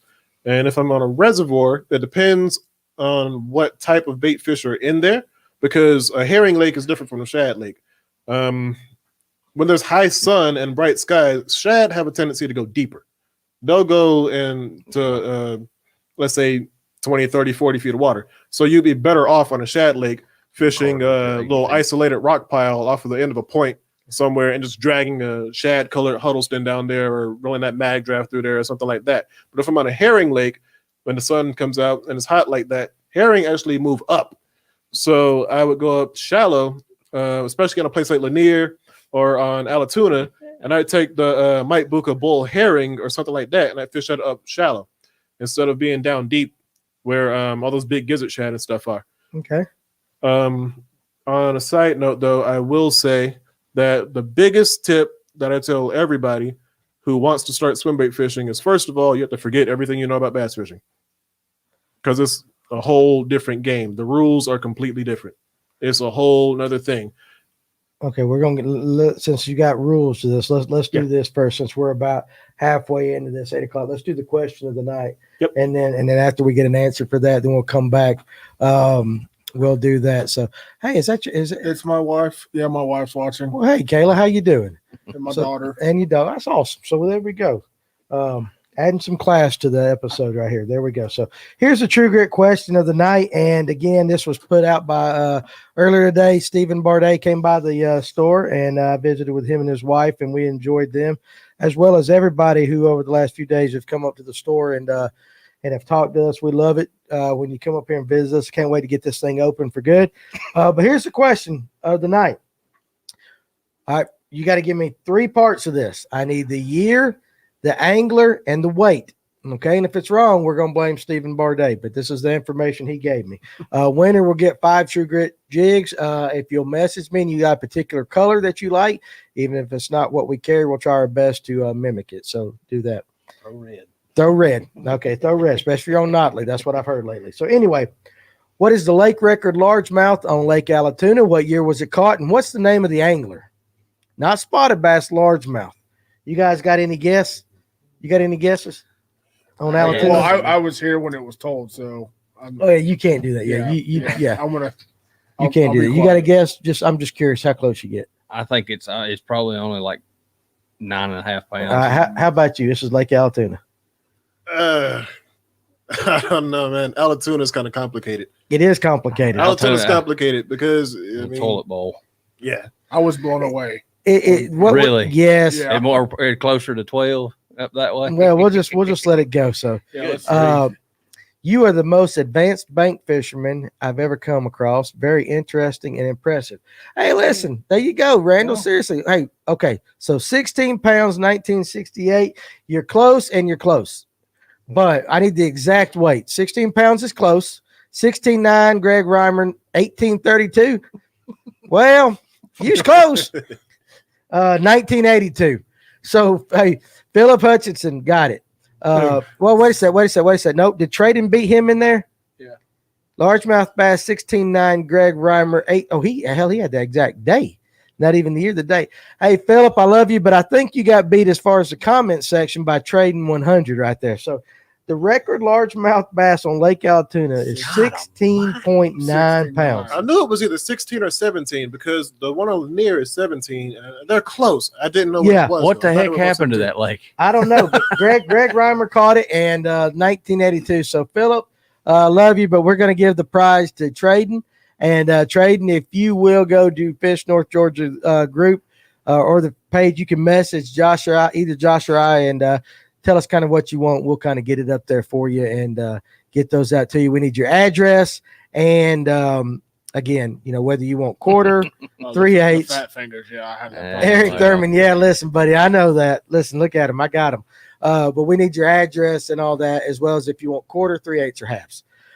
So spotted bass is what happened, said Rudy. Right. There's a gold mine at the bottom of Lake Alatoona. And so let's get back on this, Jeremiah. We were you were getting ready to say something. Hell, I done forgot what it was. I forgot too. It was a real important. Does anybody remember what he was? I had rules about rules. Rules. Yeah. So if I were going to get into swimbait fishing, because I've never really done it, how would you talk me into doing it, and what types of? Yeah, what are the rules? First of all, I would tell you to go to the places where it'll depend. Are you looking for big fish or just trying to catch anything? I want to catch my personal best, 10-pounder. And 10-pound. You want a trophy? That's 10-pound. 10-pound. Okay, so this is going to be a step-by-step guide, real quick. Yeah, we got a pen and the paper. I got a pen and the paper right here. For you taking notes, if you don't catch it right now, you can always go back to YouTube tomorrow and watch this again in its entirety. Or you can move around to what we were about 1 hour, 6 minutes, and 29 seconds in this, so you can fast forward to that if you want. Okay. Go ahead, Jeremiah. So this is going to be a step-by-step guide on how to catch the biggest bass of your life, potentially, on a big swim bait this year. Okay, so you have windows of opportunity. You have the fall period, and you have the spring period. Those are the best times, flat out, to catch a big bass on a big swim bait. Everybody used to think that it was winter time and it was springtime and that was it. Then they figured out maybe it's kind of a 3-season bait, but you can really catch them on a big swim bait all year, so you don't have to put it down at all. But your windows of opportunity are spring and fall, particularly the spring, the pre-spawn, and that last little bit of fall right before those cold fronts start to come through and drop the water temperature. Those are the most active times. Now I say pre-spawn because these fish have been deep all winter. They've been eating very little. They don't feed very much under 45 degrees. Right. And on top of that, they get all the eggs in them, and they come up really shallow, and they're really predictable. Pre-spawn, they get the most predictable and the biggest and fattest that they're going to be all year round, and they get really, really big and really, really dumb. Okay. They get real stupid pre-spawn. They don't care about nothing. Right. Yeah. They don't care about nothing but eating during the pre-spawn. So what you're going to do is, it kind of depends on your fishery, if you're going for a pond or a reservoir or a lake. But normally when that water hits 53, 54, 55, it's go time. And that happens earlier in the year than most people seem to realize. For us, pre-spawn starts as early as February. Okay. It can start as early as like the end of January in Florida. But most people are out there like mid-March, like, oh, it's pre-spawn. You're 2-3 weeks late already. Gotcha. So keep an eye on the water temperature. That's right. And keep an eye on moon phases and things like that. Barometric pressure doesn't matter a whole lot. Some people put a little bit of emphasis on that. It doesn't really seem to matter, at least in my case. But you want to go out there on the 3 days before a full moon or the 3 days after a full moon. The new moon is the one that everybody ignores too. So you want to go up there 3 days before or 3 days after the full or new moon in the pre-spawn when the water is in the mid to low 50s. Right. Okay. They're going to come up shallow. They're going to be in very predictable areas. They're going to be on secondary points. They're going to be on ledges. They're going to be on the first break line up close to the bank. They're going to be on, big fish live right where you think they live. They live on dams. They live on docks. they live on riprap. They live on all that kind of stuff, but they're going to position themselves next to deep water. So you need 3 things to kind of qualify a big bass spot. You need an abundance of food, you need cover, and you need easy access to deep water. Okay. So the biggest bass in the lake, they set up on the best spot on the lake. So if I've got, and a lot of these really good places are areas where several different things come together. So let's say that I have a point and it's next to the creek channel and it's got a big brush pile on it and all of this is in one spot. That's where I'm going to go look. Or I've got a secondary point next to where the creek channel runs by and I've got a dock right here that drops off real quick. Those kind of areas are going to have bigger fish on average than your really small ones. And if you're up shallow pre-spawn this year and you're catching 2 and 3 pounders, go fish a little bit deeper. You're going to find some bigger fish. It's like that for other species too. If you're up shallow, you're catching a little half-pound crappie, you gotta go about a little bit deeper. There's normally some bigger fish out there. Right. So you're going to go to those spots and you're going to fish slowly. If a cold front comes through, you're going to have to slow down. But if the water is increasing in temperature and you're getting mid 50s and you're starting to get into that like 57 range, 58, you're starting to get closer to 60, you can speed up and you can burn just as fast as you can reel. You can get reaction strikes out of fish. Yeah. That's what I'm going to throw the bull shad in those same spots. And the warmer it gets, the shallower those fish come. But I'm going to throw baits that are faster. And what's important here is that I'm trying to get that fish to react. There's 2 schools of thought here. You can go really slow and you can fool them into eating something, or you can go really fast and get them to lash out and react.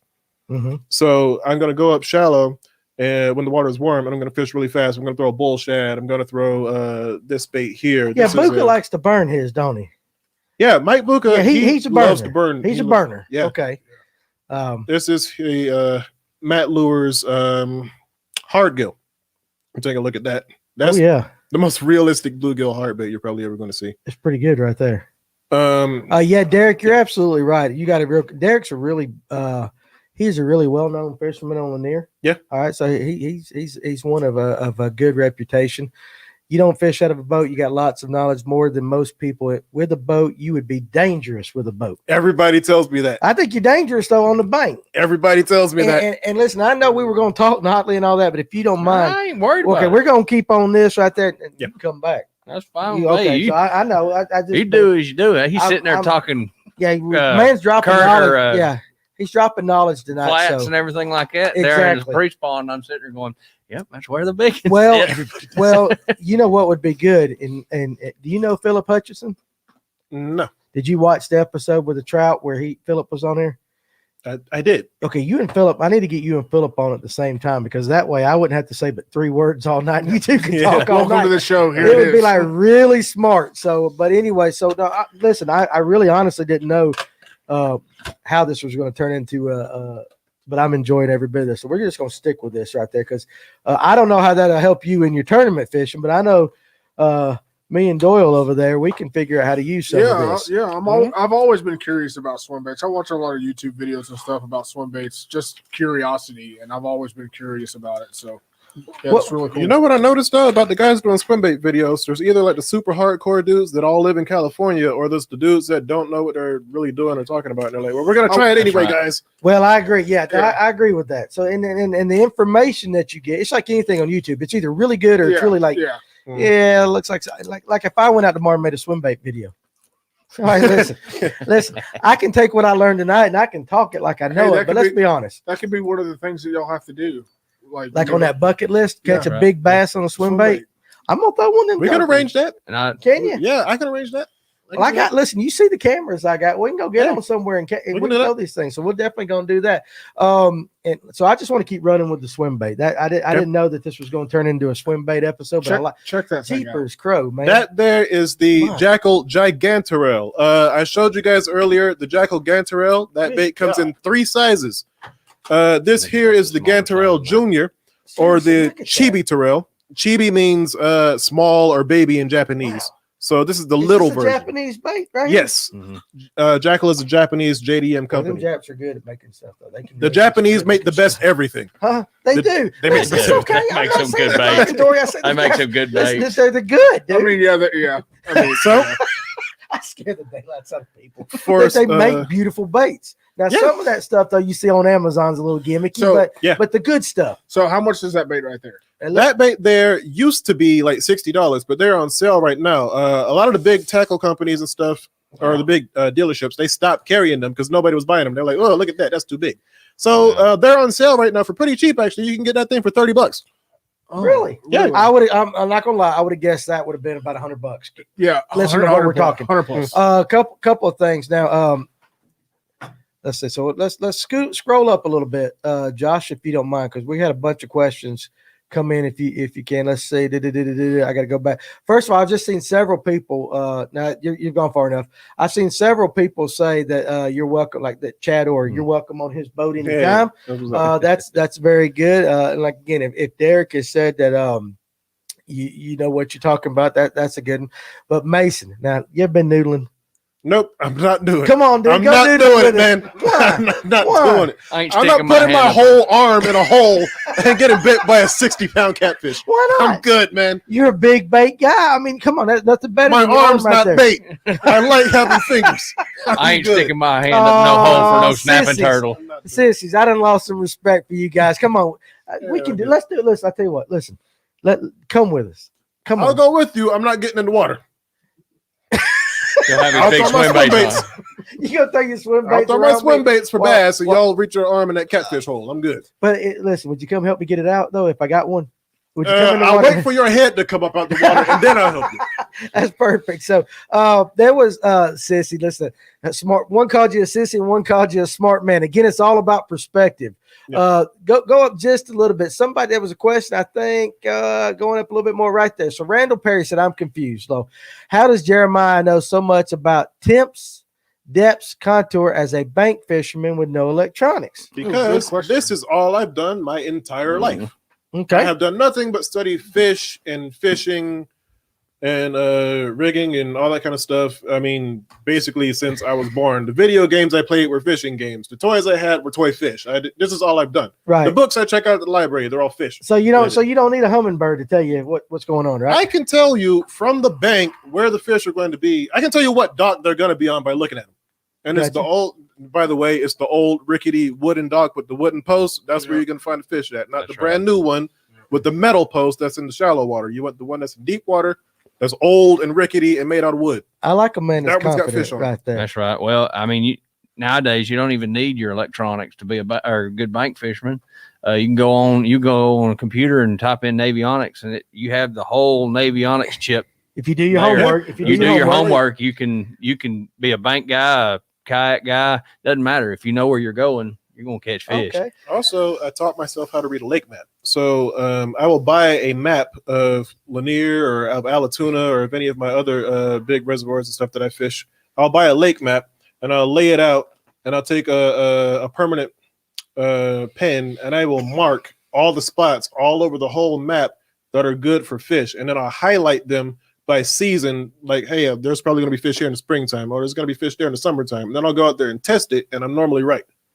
You know, and you can, if you pay attention, and even if you're on just watching the Fish North Georgia group page where guys post their fish, Mhm. and the time of year that you see a lot of big fish being caught, and Mhm. even if they don't give you the specific thing, they give you enough information that if you're smart enough, you can register Yeah. that Yep. and say, put it in that memory bank. What pound test do you throw these expensive baits on?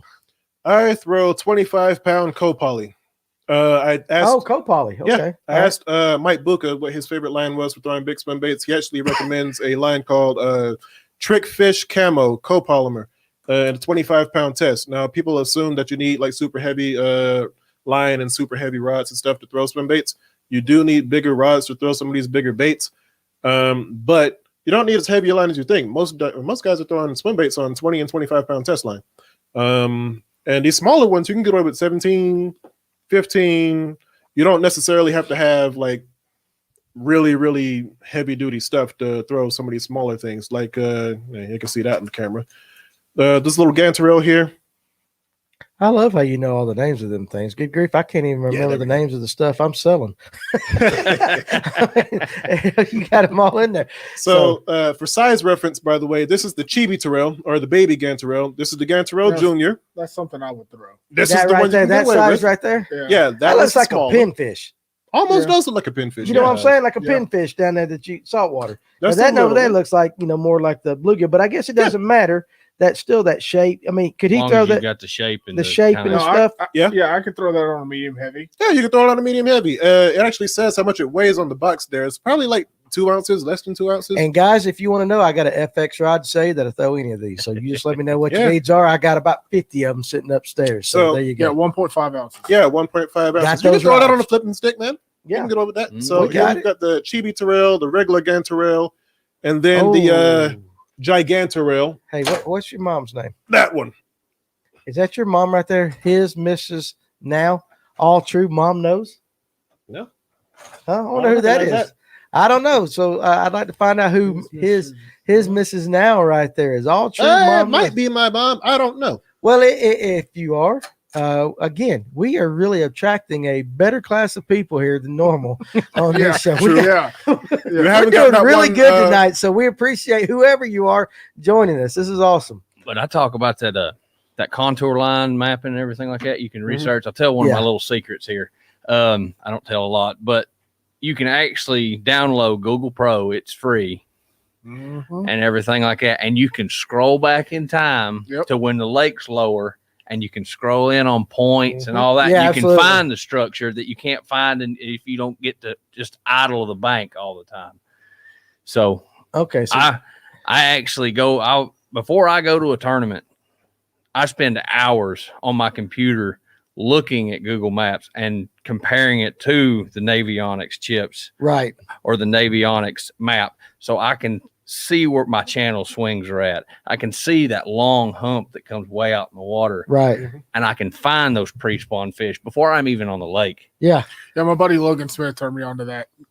We were looking back at Hollis Latham when it was empty, and Hickory Log when it was empty. Yeah. You can look back at Lanier when it was back in the drought of 08, Yep. and it was so low you can find brush piles you can't even see. Yeah. It's some scroll up a little bit, Josh, if you don't mind. There was a comment I was trying to read right there.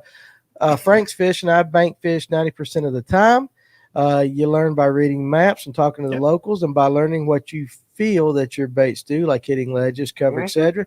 It's called using your brain power. And again, Randall Perry made the comment. He's not saying that you don't know what you're talking about. He's just intrigued how, as a bank fisherman, you know that. So That man knows what he's talking about, though, because I have over time learned how to tell what's on the bottom by dragging a bait through it. right, yeah. Like, I can feel, oh, that's a rock. Yeah, that's a tree. Or, Do you fish anything else like jigs or anything? I fish everything. You fish everything. I've caught fish on every bass fishing technique I can think of. But I guess swim bait's your favorite. It's one of them. What's your favorite? What's your favorite way to catch bass? Lipless crankbait. I really love the lipless crankbait. I I love a agree. drop shot. with him Yeah. 100%. A lipless crankbait. I love. We lipless talking about crankbaits. rattle traps and stuff like that? Or are you talking about? I mean, is that what you're talking about? Rattle traps. Yeah, Rattle traps. I really love a lipless crankbait. I'm a really, really good drop shot fisherman. I really like big swim baits. I like a chatterbait now. I didn't always like chatterbaits. I'm really good with chatterbait now. Spinnerbaits, I really like. Have you ever thrown the lipless? Where was it you that was talking? We were talking about it. Mhm. Where he was talking about a technique where he was actually like jig fishing the lipless. Yeah. Like letting it go and Oh, then yeah. pop. Yep. Pop, and bringing it back up like that. I fish an LV 500 like that. That's right, you and I were talking They're a about little bit heavier. They're a 3/4 ounce bait. Hey, it is your mom, dude. Oh, it is. Hey. Word. Hey, mom. Hey, see, that's Hey, Mom. awesome. Absolutely awesome. So we appreciate what's your mom's name? Audrey. Audrey. Mhm. Well, Audrey, thank you very much for watching us tonight. And of course, I know you're here for your son, but again, we appreciate you chiming in and again, raising the standard of the viewer on this show. So raising it up. That's awesome. Yes. So Real hey, quick, listen, moms love you. real quick, can I show? I'm gonna skip over some stuff real quick. You can do whatever you want, dude. Yeah, this Okay. is, this It's up is your to you. show. And I want to say Trading 100, who won the thing. His actual name is Ed Lee, who messaged me. He is from Tennessee. So that's what I think is pretty cool about this show. Even though we're Fish North Georgia, we got guys from Tennessee chiming in on the show tonight. We've had guys all the way from Kansas, that have won the question of the week. I know we got viewers in South Carolina, South Georgia. We get them Alabama. So appreciate everyone. It doesn't matter where you're from. Tuning in. It's I can't say how grateful we are just to have that. So Ed, I'm going to get you some baits out there. But yeah, let's see. I can't even pronounce Murfreesboro. Tennessee. It sounds like a Tennessee name. Murfreesboro. Murfreesboro. What is M-U-R Freesboro. Murfreesboro. So anyway, Ed Lee, thank you for watching. Tennessee, home of the monster smallmouth. Absolutely. So all right. So anyway, Tailwaters of the Chickamauga. you do what it is you do, and we will just chime in when we feel necessary. Okay. Go ahead. So real quick, I'm just gonna run through the really cool stuff. I'm not gonna bore you guys with the cheap baits or the boring baits. I did want to show everybody just like The cheap baits. $50. What's the cheap Hey. bait in that thing? the cheap baits are the ones that are $20 and $30. That's cheap in swim bait fishing. So what's the most? I just wanna know what what's you the do for a most? living. What's the most expensive bait you have on you tonight? The most expensive one that I have on me tonight is in the range of $200 to $300. You're I not didn't married. buy it for that much. Wait a second, It's you're worth not that married, much. are you? Huh? You're not married, are you? No, not yet. That's why you can afford all these Right. baits. Right. There you I go. will get back on here and let my wife see There this you and go. say, tell My her wife- what I so- see. I Hey, don't wait, spend real money on quick, baits. do you have a YouTube channel, Jeremiah? Mike Howard No. wants to know. Everybody keeps asking me that. I'm going to be starting a YouTube channel this year, hopefully. I just got a lot of stuff that. Well, you're always free to post. Post here if you ever. Until you get it going. all right. You can post whatever. We'll help you out with that. So, all right, keep on going here. What is that one? This here is the Bait Sanity Explorer Glide. You see that? That is a 10-inch, Looks too expensive for me. 6.5, right? Oh, 5 ounce. This here is a 10-inch, 5-ounce bait. I know what I need to stock in the store to get him to shop here, though. Now, Yeah. If you get some of that good JDM stuff, who's that? Who do I need to get? some good JDM stuff. JDM. Josh, write that down. All I see is boat pavements. Absolutely, Chris. There you go. So there's the Bait Sanity Explorer Glide. If you can't afford a Depths 250, if you don't have, let's say, $300-$400 to drop on a Hinkle trout or a HPH or something like that, this is a really good alternative. This kind of goes in the category of open water glides versus cover glides. What I mean when I say that is that cover glides have a really tight joint, and they don't glide quite as wide when you're fishing them, because something like an S waver, like I've got here. This here's a S Let me have waver that 200. Let me have that big one right there. This one? Yeah, let me hold that thing. I don't fish with that. This is Wow. thing is huge. Okay, let me ask you something. Yeah. You ever lost one of these? Have I done what? Have you ever lost one of these big, expensive ones? In the last month, I lost 2. How's it feel? Not as bad as you would think. Seriously.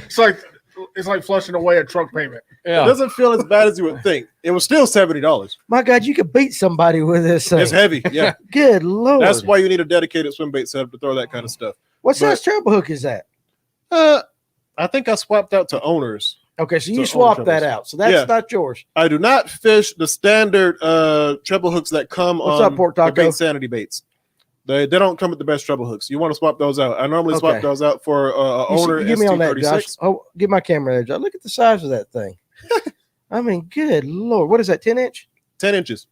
All right. I'm I not going to say normally, that in off color because your mom's watching now, but still. My Lord. That's listen, I'm not going to lie to you, dude. I don't throw worms this big. You don't throw a 10-inch worm? I got them on there, but I ribbon tails. I got some ribbon tails, but still, I did catch my best fish last year on a mag trick worm. So I mean, I did do that, but still, By the Dude. way, I was since gonna you say, brought that Bass up, I'll Reaper put makes that a out there. 10-inch ribbon tail. what's that? Bass Reaper makes a 10-inch ribbon tail. Do they really? Well, Yeah. yeah. So what was you getting at? Oh, Billy? hey, there's a bait company called Magnum Baits, and they make like giant flukes, and they make giant not flukes, they make a giant Senko. They got a 7-inch or a 10-inch Senko, and they've got a really, really big craw. That's like the size of your palm. It's huge. It's huge. Really that big. Safe to say he's not in the HVAC business. Yeah, Mason and I used to do that. Listen, this guy's he has dropped some cheddar right here on all these baits. But all right, keep going. I'm sorry, I digress. So what I was talking about, cover glides versus open water glides. If you look at an S Waver 200, you see how narrow that joint is.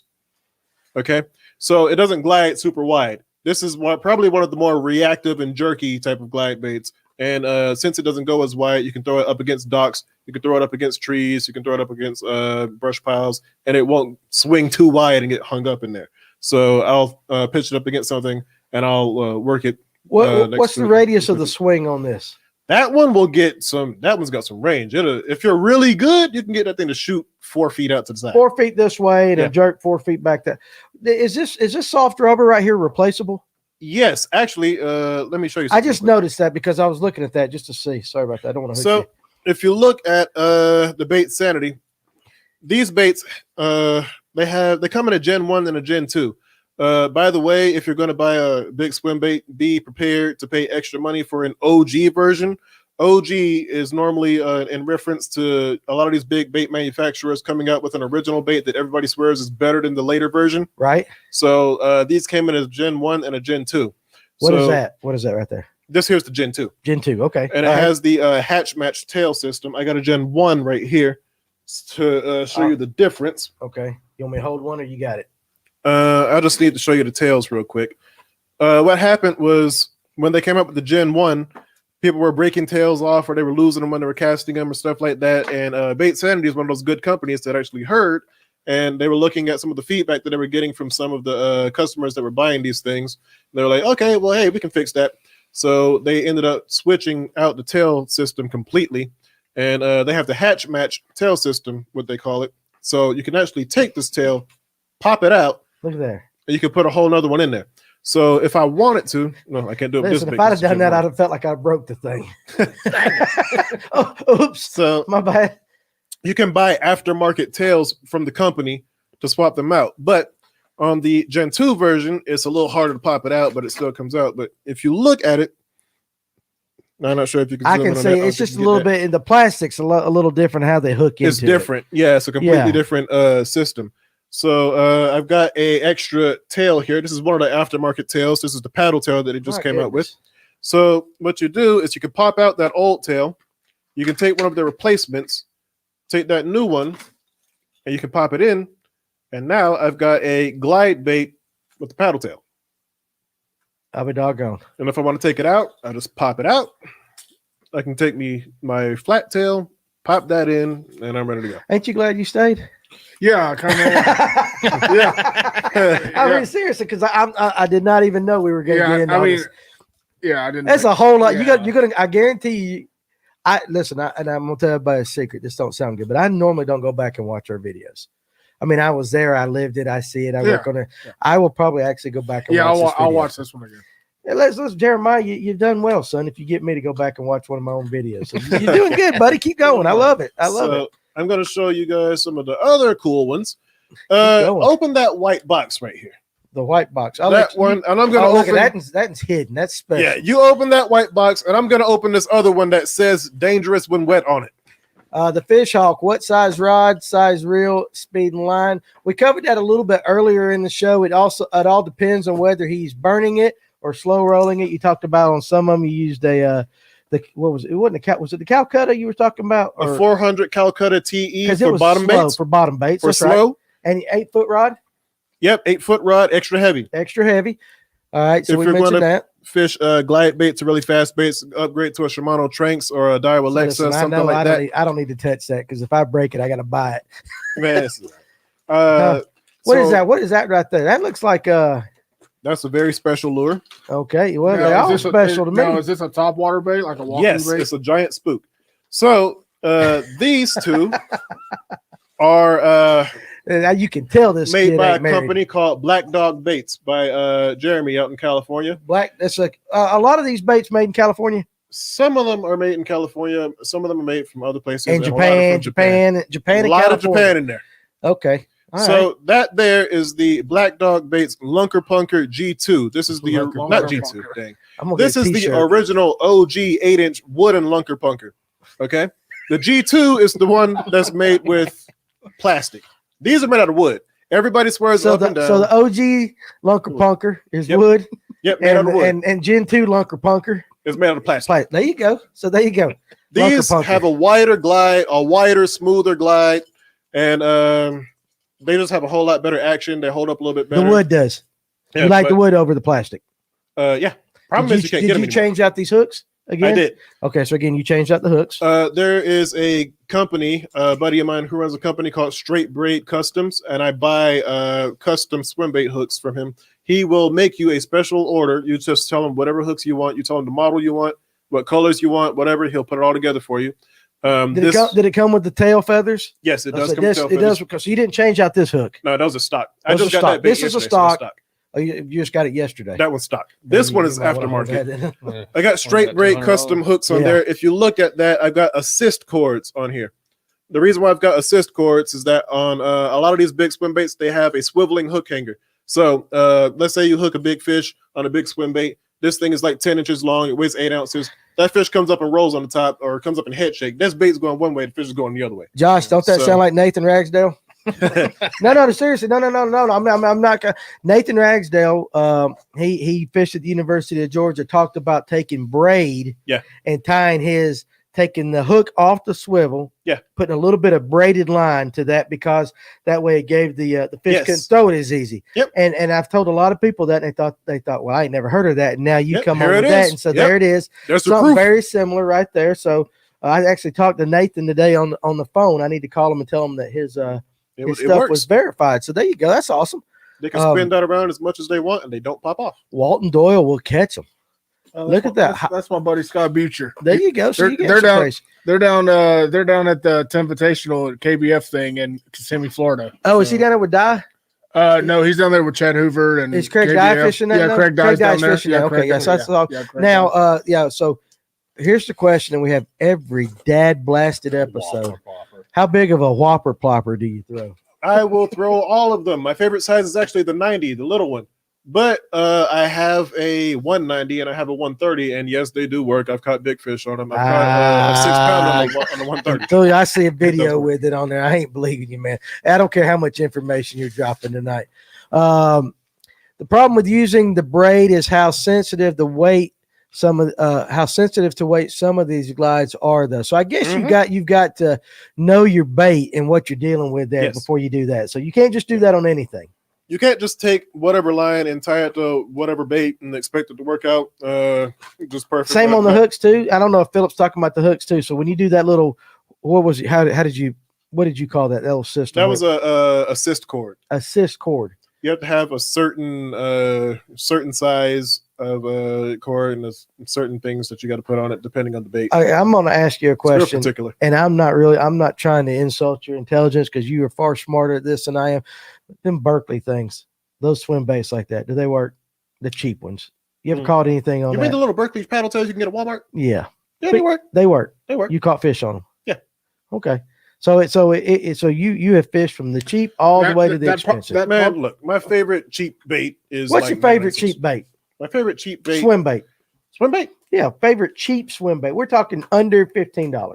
The S Waver 168 is pretty good. don't That's know what still the hell pushing. that It's still is. like $16 or something like that. For I got one right here. Jeremiah, your first YouTube video, how to fish a whopper plopper. Hey, you know what? I tell you what, we might go out with you and let you catch a fish on a whopper plopper because I'm serious. I ain't never seen it done. I can do that. Okay, we'll do that. We'll work with you. It's the time of year is coming up. It's Yeah. coming up. Yeah. And listen, like I just been that floored with. I mean, the man brought the tools there, so this is why it's turned into a swim bait. That right there. Yeah, That that's- there right. is That's a river a to S Waver see. 168. This is everybody's glide bait that everybody buys because Tactical You got Tyson one? let the secret I've out. got about 4 of those. Okay, so you Yeah. do own it. You own it. Eric's got some.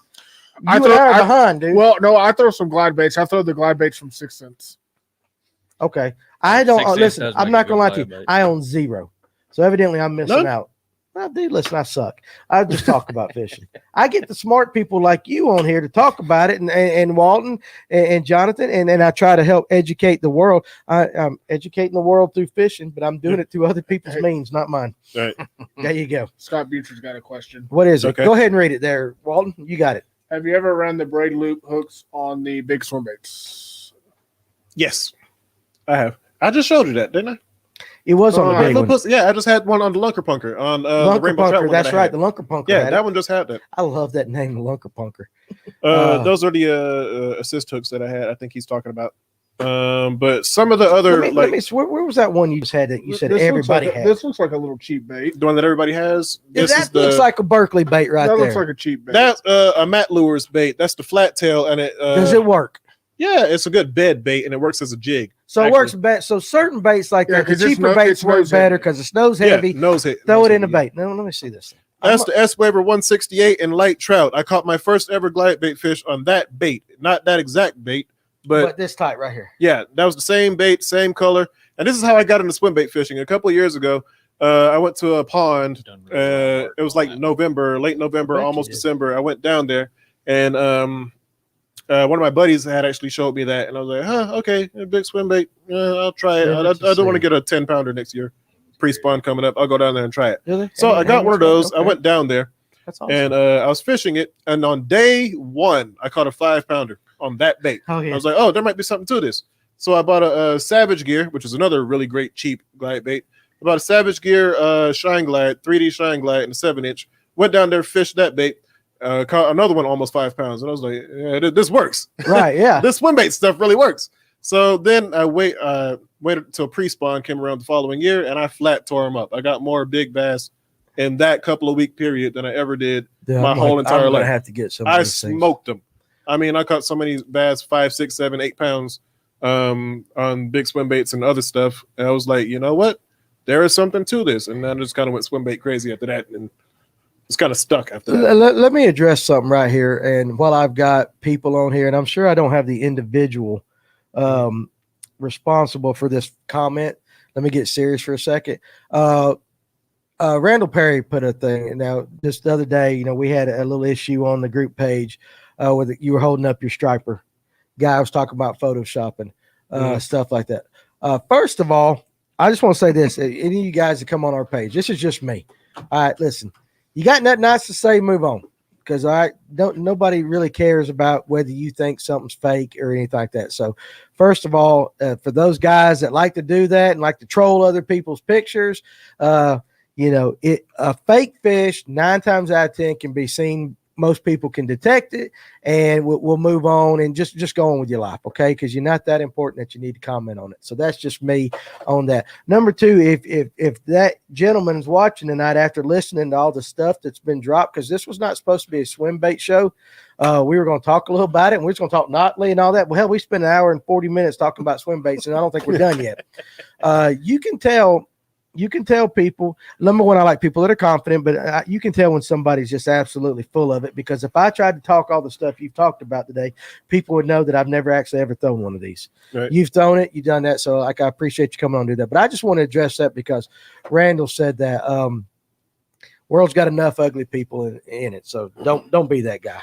That's just for tonight. Just don't be that guy. Everybody can learn from everybody else. So, but if you're on our page and you're that guy, we don't need you. I hate to say that, but that's just a way to say it. So, again, so that's my, what do you say, that public service announcement? Yeah. Right. Don't knock somebody's picture. Good grief. It's just like, you know, somebody deer hunting. Somebody shoots a spike and that's a trophy to them. It's a trophy to them. I don't care what you say. So let's get back in there. But I just saw that comment from Randall and yeah, the guy knows what he's talking about. Yeah, Danny, please make sure Jeremiah knows where I stand on this. I think I just spoke for all of us, Randall, when I said that. And that goes for anybody. You know, if a guy holds up a 4, we talked about what a trophy was, Dust. Yeah. Yeah. And you said 10, you said it depends on the body of water, but in reality, it depends on what that guy determines as a trophy. What's a trophy for you ain't for me, ain't for you, ain't for him. Guy that never gets to go to the lake catches a 4-pounder. That's their trophy. That's a trophy. Right. And listen, if they want to hold it up, I don't care if they're long arming it. Now we all know the long arm guy. Hey, listen, you can tell.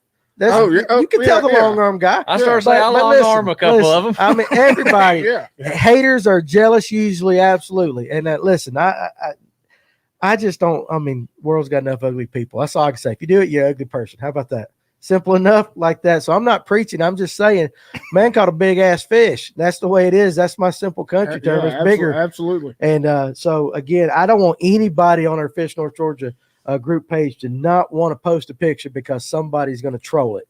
All right. And they're out there. They're there. They're gonna have to They're going to listen. do it. Listen, we had a guy tell us the other day how bad our channel was on our guide thing because we didn't have a person on Carter's. I doing seen that. guide Yeah, videos. yeah. Oh, well, dude, I mean, somebody step up. I asked him if he wanted to do it. So those people are out there, and generally, they're just unhappy with themselves. But I like the fact that you're confident in what you do, and you say, "Hey, here's what I do, and if it works, it works. If it don't, then okay, so what?" So I like that. So I wanted to let you know that. I hope that's my daughter and not my wife calling me daddy on YouTube.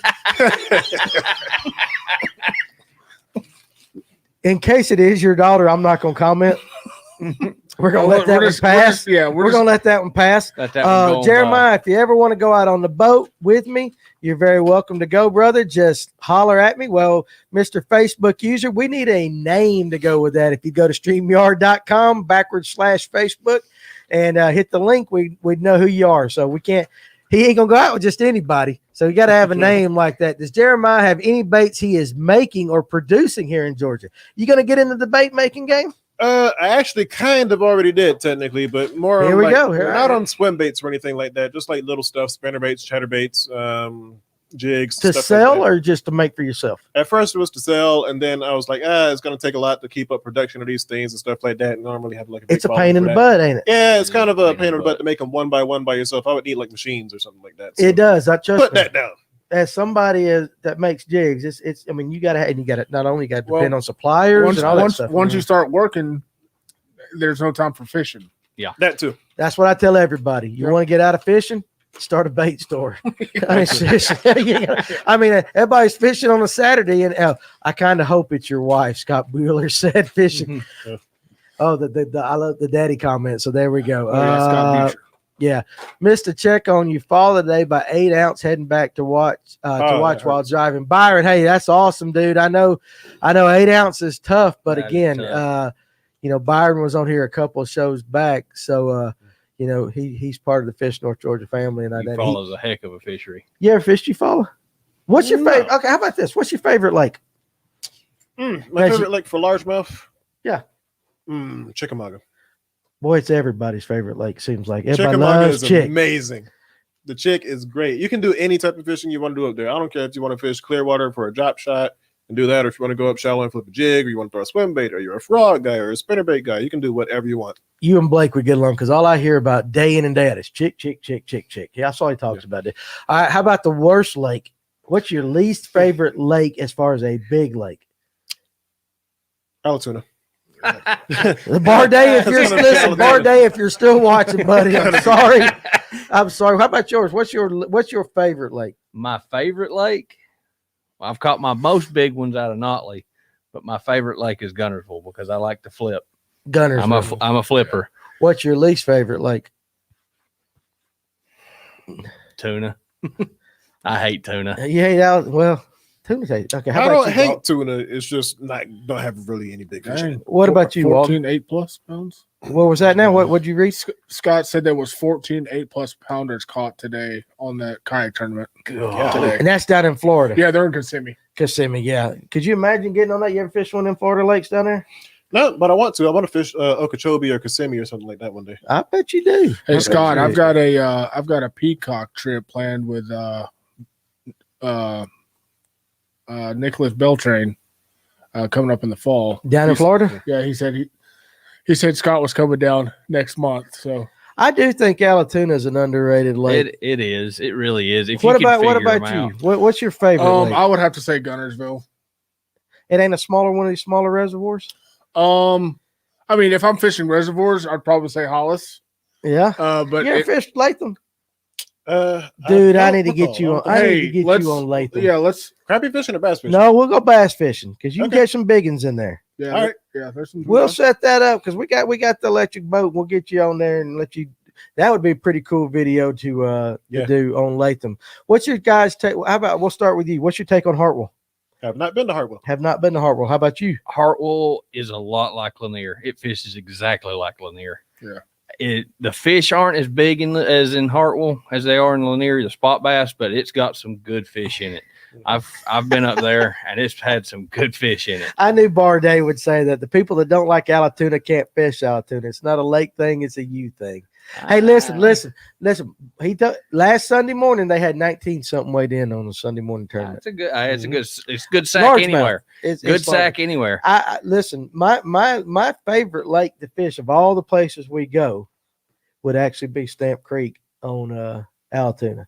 Yeah. Not because of size, but because you go there and everybody in that tournament catches fish, and ounces mean it in a tournament. So we're not going there catching the big fish. But like my least favorite lake would be Latham, even though it's in my front yard, because it's a hit or miss. You either go over there and it's like Rocky Mountain. Get them what you don't. It's glory or it's you strike out. It's in my front yard. I'd be great. I haven't fished it enough to determine whether I like it or not, but I would say my least favorite would be Carter's. You ever fish Carter's? Is tough. Carter's is tough because they fish deep. It's like right a bowl. now. I'm finding fish in 80 feet of water. No thermocline, no nothing. No, Carter's is just like Carter's is just a bowl. It's a fish bowl. That's right. There's no like points. There's no nothing. It's just Barday was actually up here talking about he fished with Bill Payne. You was here through most of that conversation, and they were talking about fishing deep. You know, and how long it takes for whatever bait you throw. If you're targeting the bass down in 80 foot of water, how long it actually takes for your bait to get down there. I'm one of those guys that believe if you can get away with the lightest weight possible, you'll catch more fish.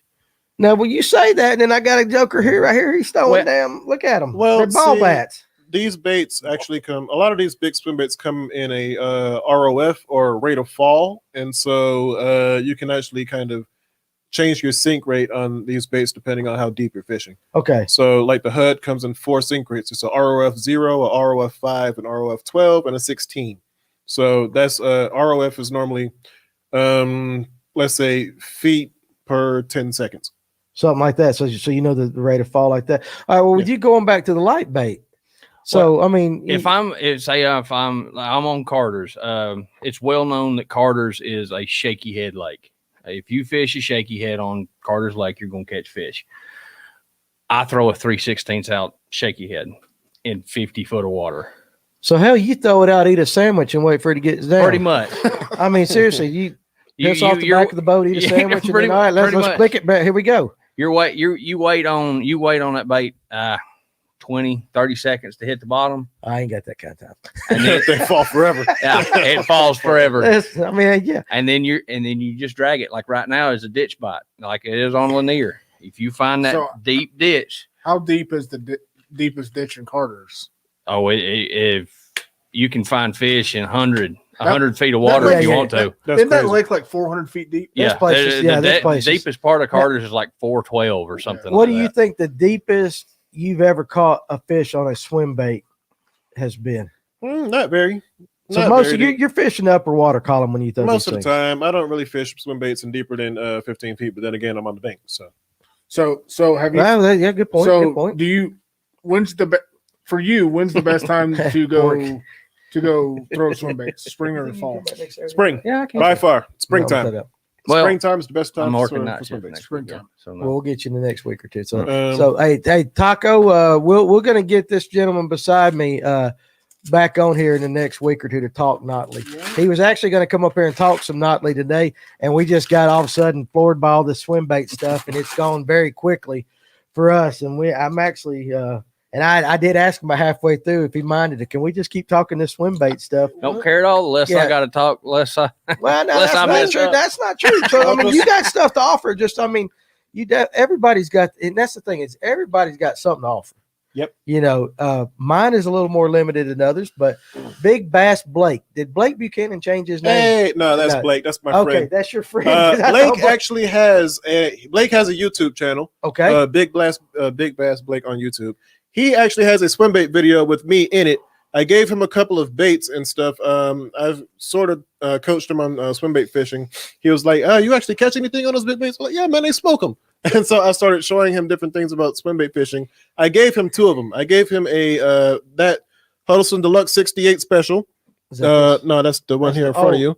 I gave him that and a green gizzard shad pattern with a top hook. The hook was exposed on that one. And I gave him another one, and I gave him a Kitech 6.8 on an owner beast hook. Blake went out and he caught 2 bass, almost 8 pounds a piece on both of those baits. So if you want to see if what I'm talking about actually does work, Blake he has it on video. Big From cast to catch on Blake. video. Cast He's to got catch. Okay. Question for Jonathan, real quick. Do you fish your shaky head on straight fluoro or braided leader? I fish mine braided leader. We talked about that yesterday too, didn't we? Braided leader, you get a lot more sensitivity with bite, especially at that deep of water. You can feel the bite a lot better with that braided leader. I do not use mono on my braided leaders. It's all fluorocarbon to braid. I use a high vis braid too, so I can watch my line jump just in case they hit it on the fall. Freddie Haley, when are y'all going to open the Maker's Mark? It was about 20 minutes into the show, but I don't know if we use that. I mean, listen, I got to drive home, so I can't drink a lot of that, but I definitely have already did a quality taste test, and it was just perfect. Facebook user, do you have a particular? Ooh, that's a good question. A particular knot you tie for the big swim baits? Yes, actually, I have egg snaps in here.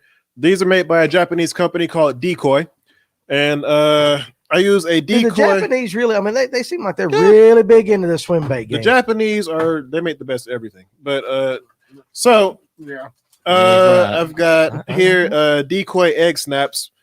And a size 4 and a size 5. I fish those, and I tie a Palomar knot, or I'll tie a clinch knot or a uni knot, something really strong that has a really high breaking strength. I'll tie it to that, and I'll fish it on a snap, especially if it's a glide bait. You get a little bit longer, wider glide when you put it on a snap than you do if you tie direct. If it's a top water bait, though, like say the MS Slammer or the Lunker Punker, something like that. Lunker Punker. I love that. That is a fantastic name, the Lunker Punker. Hey, do you mind if I look in this box? Go ahead. Just, so as long as you ain't filling your pockets, man. Yeah. Right. Treble hooks won't feel Let me good. go ahead and They say don't. hello to my daughter, Tatum, because if I don't, Lord knows I'm going to hear it for a week and a half after that. Hey, Tatum, get to studying, okay, honey? That's I a love bull you. gill. He's There you got. go. That's a bull. That's Bluegill. Buka. Mike Yeah. Buka bull gill. Buka was on here earlier. Did you see that? Yeah, he was on here. Buka was making comments earlier. I don't know if it's past his bedtime and that's he's it. still here, but yeah, Buka was on there. I saw it. Life Through Jasmine's Eyes. That's Just- my brother. Is that your sister? Yeah. Well, you got Oh, the whole the whole family on family's here on tonight. Family I looking at you. guess. There you go. That's So, awesome. Well, how just, you doing? Is what's her name? Jasmine? Yes. Jasmine, how you doing? Thank you for tuning in. That's awesome. So just to show Berry you- girls want a shout out. Do this for me. Yes. All right, Jeremiah. I Yeah. want you to say hello to all the girls at Berry College in Rome, Georgia. From What Fish North, college? Georgia. Berry College Berry up there. College. So say hello to all the girls at Berry College. Come on, you can do it. Look right in Hello that to camera, all the girls at Berry College, including Tatum including Tatum and Rosie. and Rosie. There you go. So there's a shout out. Now leave me alone. So, All right, what now? so this is a bigger bait of the one. he Yes, put up that's there. the S Waver 200. Yes, that's the this is 8-inch the one. size. That's the 168. That one's 6 inches long. The big one's 8 inches. Oh, hey, and by the way, if you look at that 200, if you look at the inside of the joints, what I That's did, been hit too. yeah, that one's been tore up. Yeah, I can tell with the one been hit. You can see the teeth marks in that You one. fished in that. You fished with that one. If you look at the joints, I actually filed the insides of the joints. You can get a wider glide under those cover glides to have that real tight joint if you file down the insides of the joints there. Philip Hutchison said that earlier. Somebody else did that. You can file these and Yes. it changes the action on them. You got to do it even though. If you do Bro, it too right. far on Okay, one side, okay, right Spro there. rat. Listen, The listen. Spro rat. Josh has got a couple of them things. Now I don't hey, think they Josh work, bought man. listen, let me say this. Now listen, come on. This is a disco rat. I mean, honestly. Look It's at this. morning Look dawn. at this. What the hell you gonna catch on that thing right there? Seriously. Supposedly, it's actually a pretty good striper. Have and, you ever musky caught a bait. fish on this? Yeah. Oh, come on, man. Now, Yeah. listen. What'd you catch on that? Bass? Where at? A smaller pond, Yeah, it had to be. like a 5 60 points? acre pond. Down at 5 points. Listen, oh, seriously. I They just eat think that that's thing, the man. gimmickiest thing. And I know, listen, I just think the rat's a gimmick. But I guess in the reality, it's top water. Rats get destroyed, Are especially you serious? Come rats on. get obliterated. A purple and blue There's a- rat with a yellow tail. I have to agree with him though. I was on Gunnersville and watched a muskrat get destroyed. By I saw a something. chipmunk get hit like that. Yeah, but listen, a chipmunk, but see, chipmunk's natural brown color, a muskrat, brownish. Look at this thing. That's I got mean, white see, bottom. Yeah, if the bottom is mostly white. Yeah, but I mean, listen. I don't throw that in clear It's- water. it's I a throw it out city on like rat. cloudy This days is a and city stained water. rat. Oh, city rat. It's a city rat. Come on, man. Is that purple haze? Seriously. All right, here's a good question. If you only had $50 to spend, it's getting late. I'm spitting all over the place. Sorry. What would you spend it on? $50. You got For a $50. Swimbait. I'll let all of you answer that question. You start with you. $50 to spend. What you gonna spend it on? On fishing in general or just swim baits? Let's say swim baits because I think Well, these guys can answer in general, but I think they want to hear from you on a spin Okay. on swim bait. I'll do you one better. I'll give you the top 5 really cheap swim baits you can use to start out. Jackal Gantarelle, you got to have that one. S Waver 168. A Savage take Gear, notes. Savage Gear Shine Glide. You can buy that one. That was cheap. I would get a pack of big Kitex to 6.8. They're $10 a pack. You can get the hooks for another like $8 or $9. You'll be good with that. Last one would probably be a what's another good cheap one? Oh, the Bait Sanity Antidote. It's a smaller version of the Explorer Glide that I showed you earlier. This one is actually not that expensive. It's maybe $20-$25. Really good glide on it. Very You smooth. like that color? Yeah, this red crawl color. You know, everybody throws red crawl. in Okay, so springtime. that's what I'm getting ready to ask you. So seriously, so you got a swim bait that's red crawl, but you're mimicking the crawl color. Well, I mean, it's a fish profile, but the crawl color. so you think the color is what? Well, yeah, this is more for a reaction bite, not a realistic fool 'em type of thing. I'm just I trying to get gotcha. them to react. Hey, Josh, you know what we need to do? We're talking about making Josh. What's that? He's like, he hates when I call him out. He's like, dang it, Danny, shut up. We need to get Jeremiah up here and actually just get the cameras on it and do some of these like tactical bass and swim bait videos. Yeah, I can do Just that. with you. Just sit down and we'll go over the different, we can do one on a certain type and we don't have to cover them all like you did tonight, but I think that'd be pretty cool just for the guys that, that on our channel, just to, that don't know what number, because you've thrown out all these numbers and names and all that. I'm like I said, I got to actually go back and watch this one. I can go deeper than that. I'm trying to I keep know it you pretty can. simple. You are keeping it simple.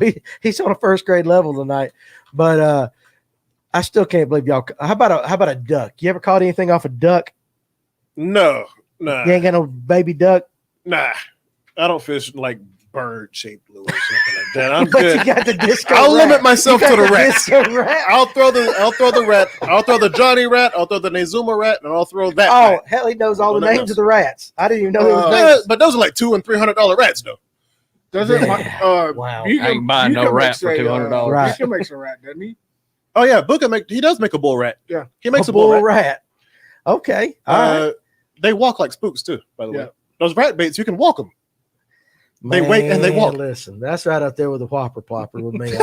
I listen. I got my pride. I don't care. I ain't coming no disco colored rat unless it's just bird shaped lures are more pike or trout lures. Actually, that makes a little True. more sense. That Mhm. makes a lot of sense. You got $50. What are you spending it on? We talking big fish? We just talking fish particular? Hell, at this point, let's just go with whatever you want to spend $50 on. I'm probably going to spend a lot of money on jigs, chatterbaits, and crankbaits. Okay. I'm going reaction. I'm going dragon bottom for a big fish with a jig and the shaky head kind of deal. Finesse fishing. All right. I'm covering all. What about you? Yeah, Doyle? I'm pretty much the same. The only thing I would probably switch up is I'd probably throw in some lipless crankbaits in there come springtime, some red colors. That's right. I got you, Eric. How much does that cost? I'm putting my 50 towards that maker's mark right there. Oh yeah, less than 50. Less than 50. Well, look at it. So can I get that and a pack of worms? That and a pack of worms. That and a pack of worms. So, I tell you what. Listen, seriously, we've been going about 2 hours, and I'll say, Danny, who is good to talk for learning chatterbaits? I I can like teach search baits. Mhm. Who's that? I said I could teach them. I love You love chatterbaits. chatterbaits. Yeah, You know what we need to do? chat- That's what I'll tell you what we'll do. We'll start actually having a lure specific some of these programs like that. Quarter wild turkey. It'd get a quart. Absolutely. That's what $50 will buy you that some of that prison hooch. I mean, you can ferment a lot of potatoes for $50. So anyway, I tell you what, so we've been going about 2 hours. That's normally about how long we go. I think we could talk about another 4 hours on what you're doing, but I know you guys have been here. But let's do this. Let's go ahead and plan on we're gonna have you back to talk Notley All right. because we didn't talk Notley at all. We're gonna have Doyle, you can come back anytime you want. Yes, sir. Just because you're a higher class of guy there. You kayak guys are pretty smart. Jeremiah, listen, seriously, not gonna lie, you far exceeded my expectations. Geez, dude, and I got a homework assignment, so I gotta go back and learn this crap. But I tell you what, we will add. Hey, Doyle, we'll add this on the list of the 10 things we got to do this year. We'll add 11 is to catch a bass over 5 pounds on a swim bait. How about that's pretty easy? I mean, I would say that because if he's catching all these, I mean, if he goes pre-spawn, even if they're on bed and you throw a swim bait over their bed, they'll eat it. Yeah. Just do a Jeremiah's Corner every week with a different bait. We can do that. Hell, I'm gonna have to pay him if we do that. He's gonna want compensation, man. I seen somebody comment earlier that he should start doing the guide series. Well, I mean, if y'all go on GON, we don't go on Geo, man. Come on, man. Come on. I know you get. We'll make your own series on here. I don't go on Geo. I'm just kidding. Go ahead and tell everybody about it. Seriously, go on GON. If you go on GON, Georgia Outdoor News, and you go to the freshwater fishing forum page, at the very top of it, there's literally a link that says Jeremiah's Fishing University, and you click that link, and it's got a whole bunch of lesson threads that I've done on different types of fish, different lakes. It doesn't have the fishing reports that I do on there, but it does have different techniques, different baits, different types of fish, all that kind of stuff, where I tell you basically everything you need to know on a surface level about this or that or whatever. I think I did one for chatterbaits. I did one just now, everything you need to know about white bass. That's in 2 parts. I'm going to be doing crappie here in maybe a couple of days. I doubt it. I've got everything you need to know about drop shotting too. I did the whole drop shot thing. That's in 1 or 2 parts. Literally anything you want to know, I'm probably going to be able to do it. Listen, Mason, I can't kick Blake out. He wasn't here to defend himself tonight. And because, if Jeremiah knows a lot, but Blake Buchanan knows everything. Just ask him. He'll tell you that. Just ask him. We were talking about that earlier with Barday. Hell, I ain't never seen a 25-year-old know as much as Blake does. He'll just ask him. He'll tell you that. But Fish North Georgia is greater than GON. Just do not mention Fish North Georgia on GON, or their administrators will politely tell you not to mention us. Well, that's because we're commercial. Oh. They don't. I mean, it's not nothing bad. They just don't like commercial posts like that from companies, something like that. The moderators. So that's cool. I go on GON all the time. So go. You got some more? I just before we end this, I wanted to know what your 5 best swim baits you got here are. Like my 5 favorites. Your top 5 picks. My top 5 picks that I would not leave the house without. I was going to go swim bait fishing. I would take that 8-inch mag draft for sure. So this one here. That's the 10. That's the 10, but it's the same you bait. guys run the show. Yeah, y'all doing good. Keep going, man. I'll sit back. This is awesome. The 8-inch mag draft. I would take the Gantarel. I would take there's just the regular Gantarel, not the big one or the small one. So this is the 8. Yeah, I would take the 8-inch mag draft, the Jackal Gantarel. I would take a bull shad, preferably a 7-inch or 8-inch. Man up and take the rat. I would take the MS Slammer. That's 4. Right. And I would take this one. This one's the big one. This is the one. Have we not pulled this one out yet? I have not. How'd we do a whole show and you not pull out one of your favorites? Yeah. Look at that. This is the Depths 250 slide swimmer. Yeah, this is the bait that another bait that Butch Brown made crazy famous. This is everybody's favorite glide bait. That's like $250 right there. Yes. Indeed, sir. This is a 2020 limited edition special color too. These came out a very special run. They only had a couple of them. They're probably not going to do these anymore. You probably never see them again. And every once in a while, Butch Brown comes out with his own special run of colors. Like you might get a Butch Brown rainbow trout or a Butch Brown largemouth bass or something like that. And there's an OG version of this bait too, where it has a different internal hardware and all kind of stuff like that. And those baits people will pay $300-400 for. Good Lord. If you get the Roman made mother, that's a $500 or $600 bait. Wow. You ain't gonna see me paying $400 for no bait. But you know what? My wife would divorce me. That's a truck payment for me. But it is. But if your business was catching big bass, especially and you have to put it on camera and stuff like that, or I mean, granted, now he's not married, so he can do it. We're talking us married guys like that. My wife would kill me too. Did I move? Do I need to scoot up? Am I out of focus there? I probably moved. I didn't know. I didn't got comfortable and started leaning back. Josh is adjusting that. So I tell you what, how about this? One last question before I end this Okay. educational escapade here that I'm going to have to, my brain's hurting.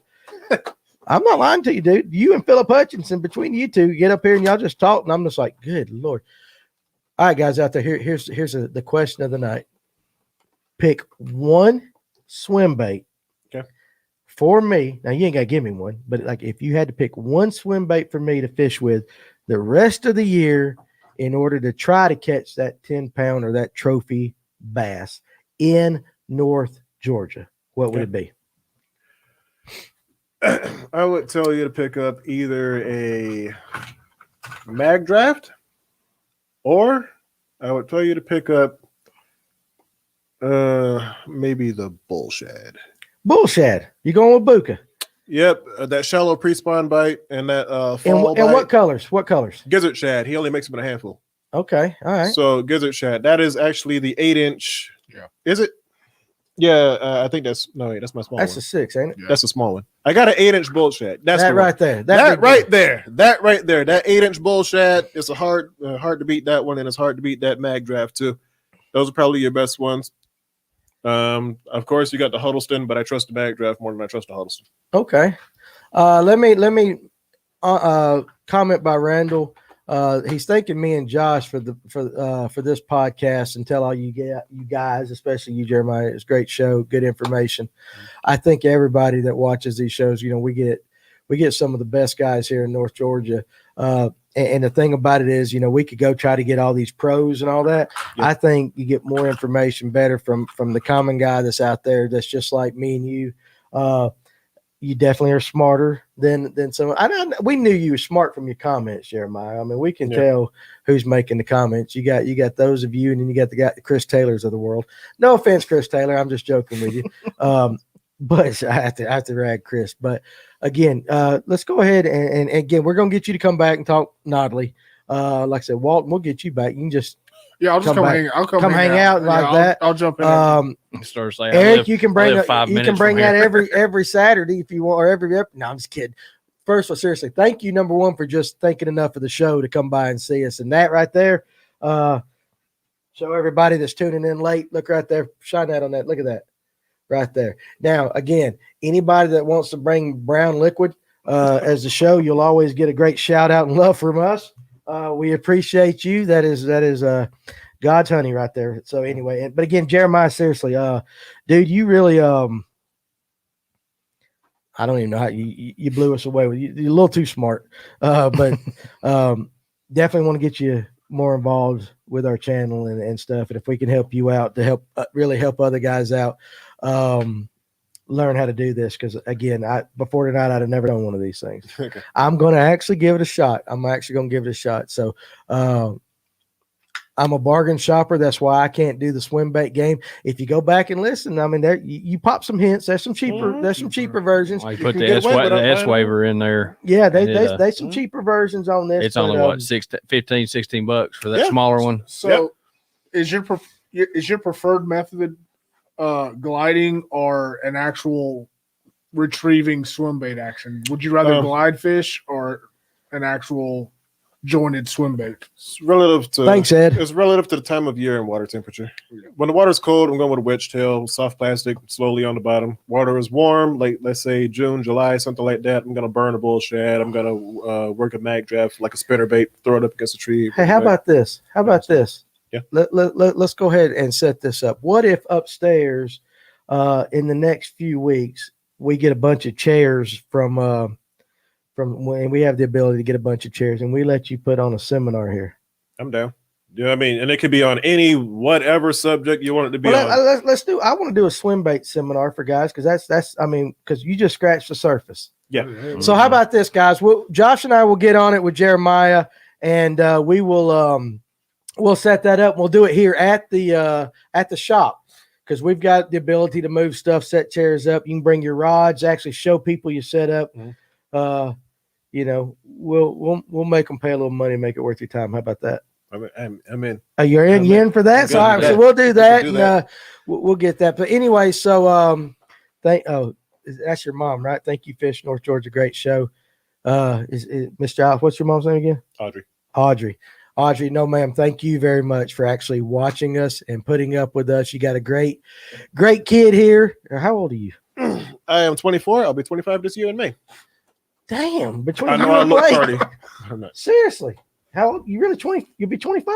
Yes. I was born in 96. You know what I was doing at? I ain't gonna tell you what I was doing at 25. Not this. So, if you decide to start fishing tournaments, I'll pay your entry fees to be my partner. Hey, I'm in on that too. Listen, we'll set it all up. So anyway, we I'm will. not gonna say we'll win, but We we'll do will okay. set up some rod and reel setups to buy after the seminar. We'll get all this. So let's just do this. We'll do a Fish North Georgia / Jeremiah Giles Swimbait seminar. We'll give you the date. We'll get with you. We'll figure out when you can do it, and we'll set it up here, and we'll make it exclusive. So 25 to 50 people. How about that? Something like that. Yeah. We just got to figure out where the hell we're going to park everybody. You're right. It is. Carpool.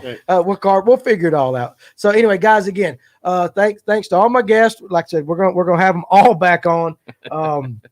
We just really went swim bait fishing tonight, and I'm totally a lot that I didn't expect to cover. So awesome show, guys. We appreciate each and every one of you that spent any bit of your precious time here on earth watching us. We so appreciate you guys. You don't know how much it means to us.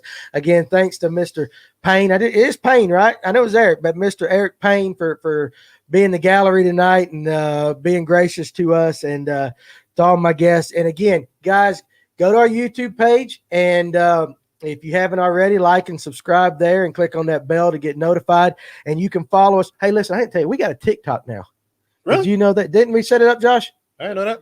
We actually have a TikTok at Fish North Georgia. Danny ain't going to be on it. I ain't cool enough to be on TikTok. Josh sets all that stuff up. So you can follow us now on TikTok. You can follow us on Twitter at Fish North GA. You can follow us on Instagram at Fish North Georgia. And, of course, on the 2 Facebook pages. Guys, the store will be open very soon. I guess now we're going to have some swim baits. U-Haul to put everyone in the back. We'll figure it out. Carter's Lake on his thread. No, but we'll figure that out. So anyway, guys, Tuesday night, very important show.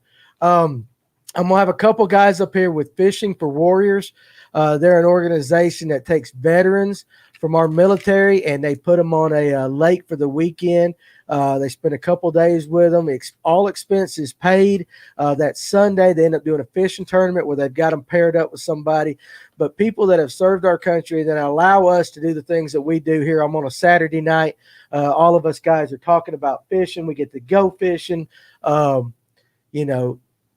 It's just one of the things we want to support, and so that we can always have the freedom to get great guys like Jonathan and Walton and Jeremiah to come talk to us, and for you guys to watch us. Also, follow Your Outdoor Adventures on Facebook. They got a Fishing for Kids thing that's coming up.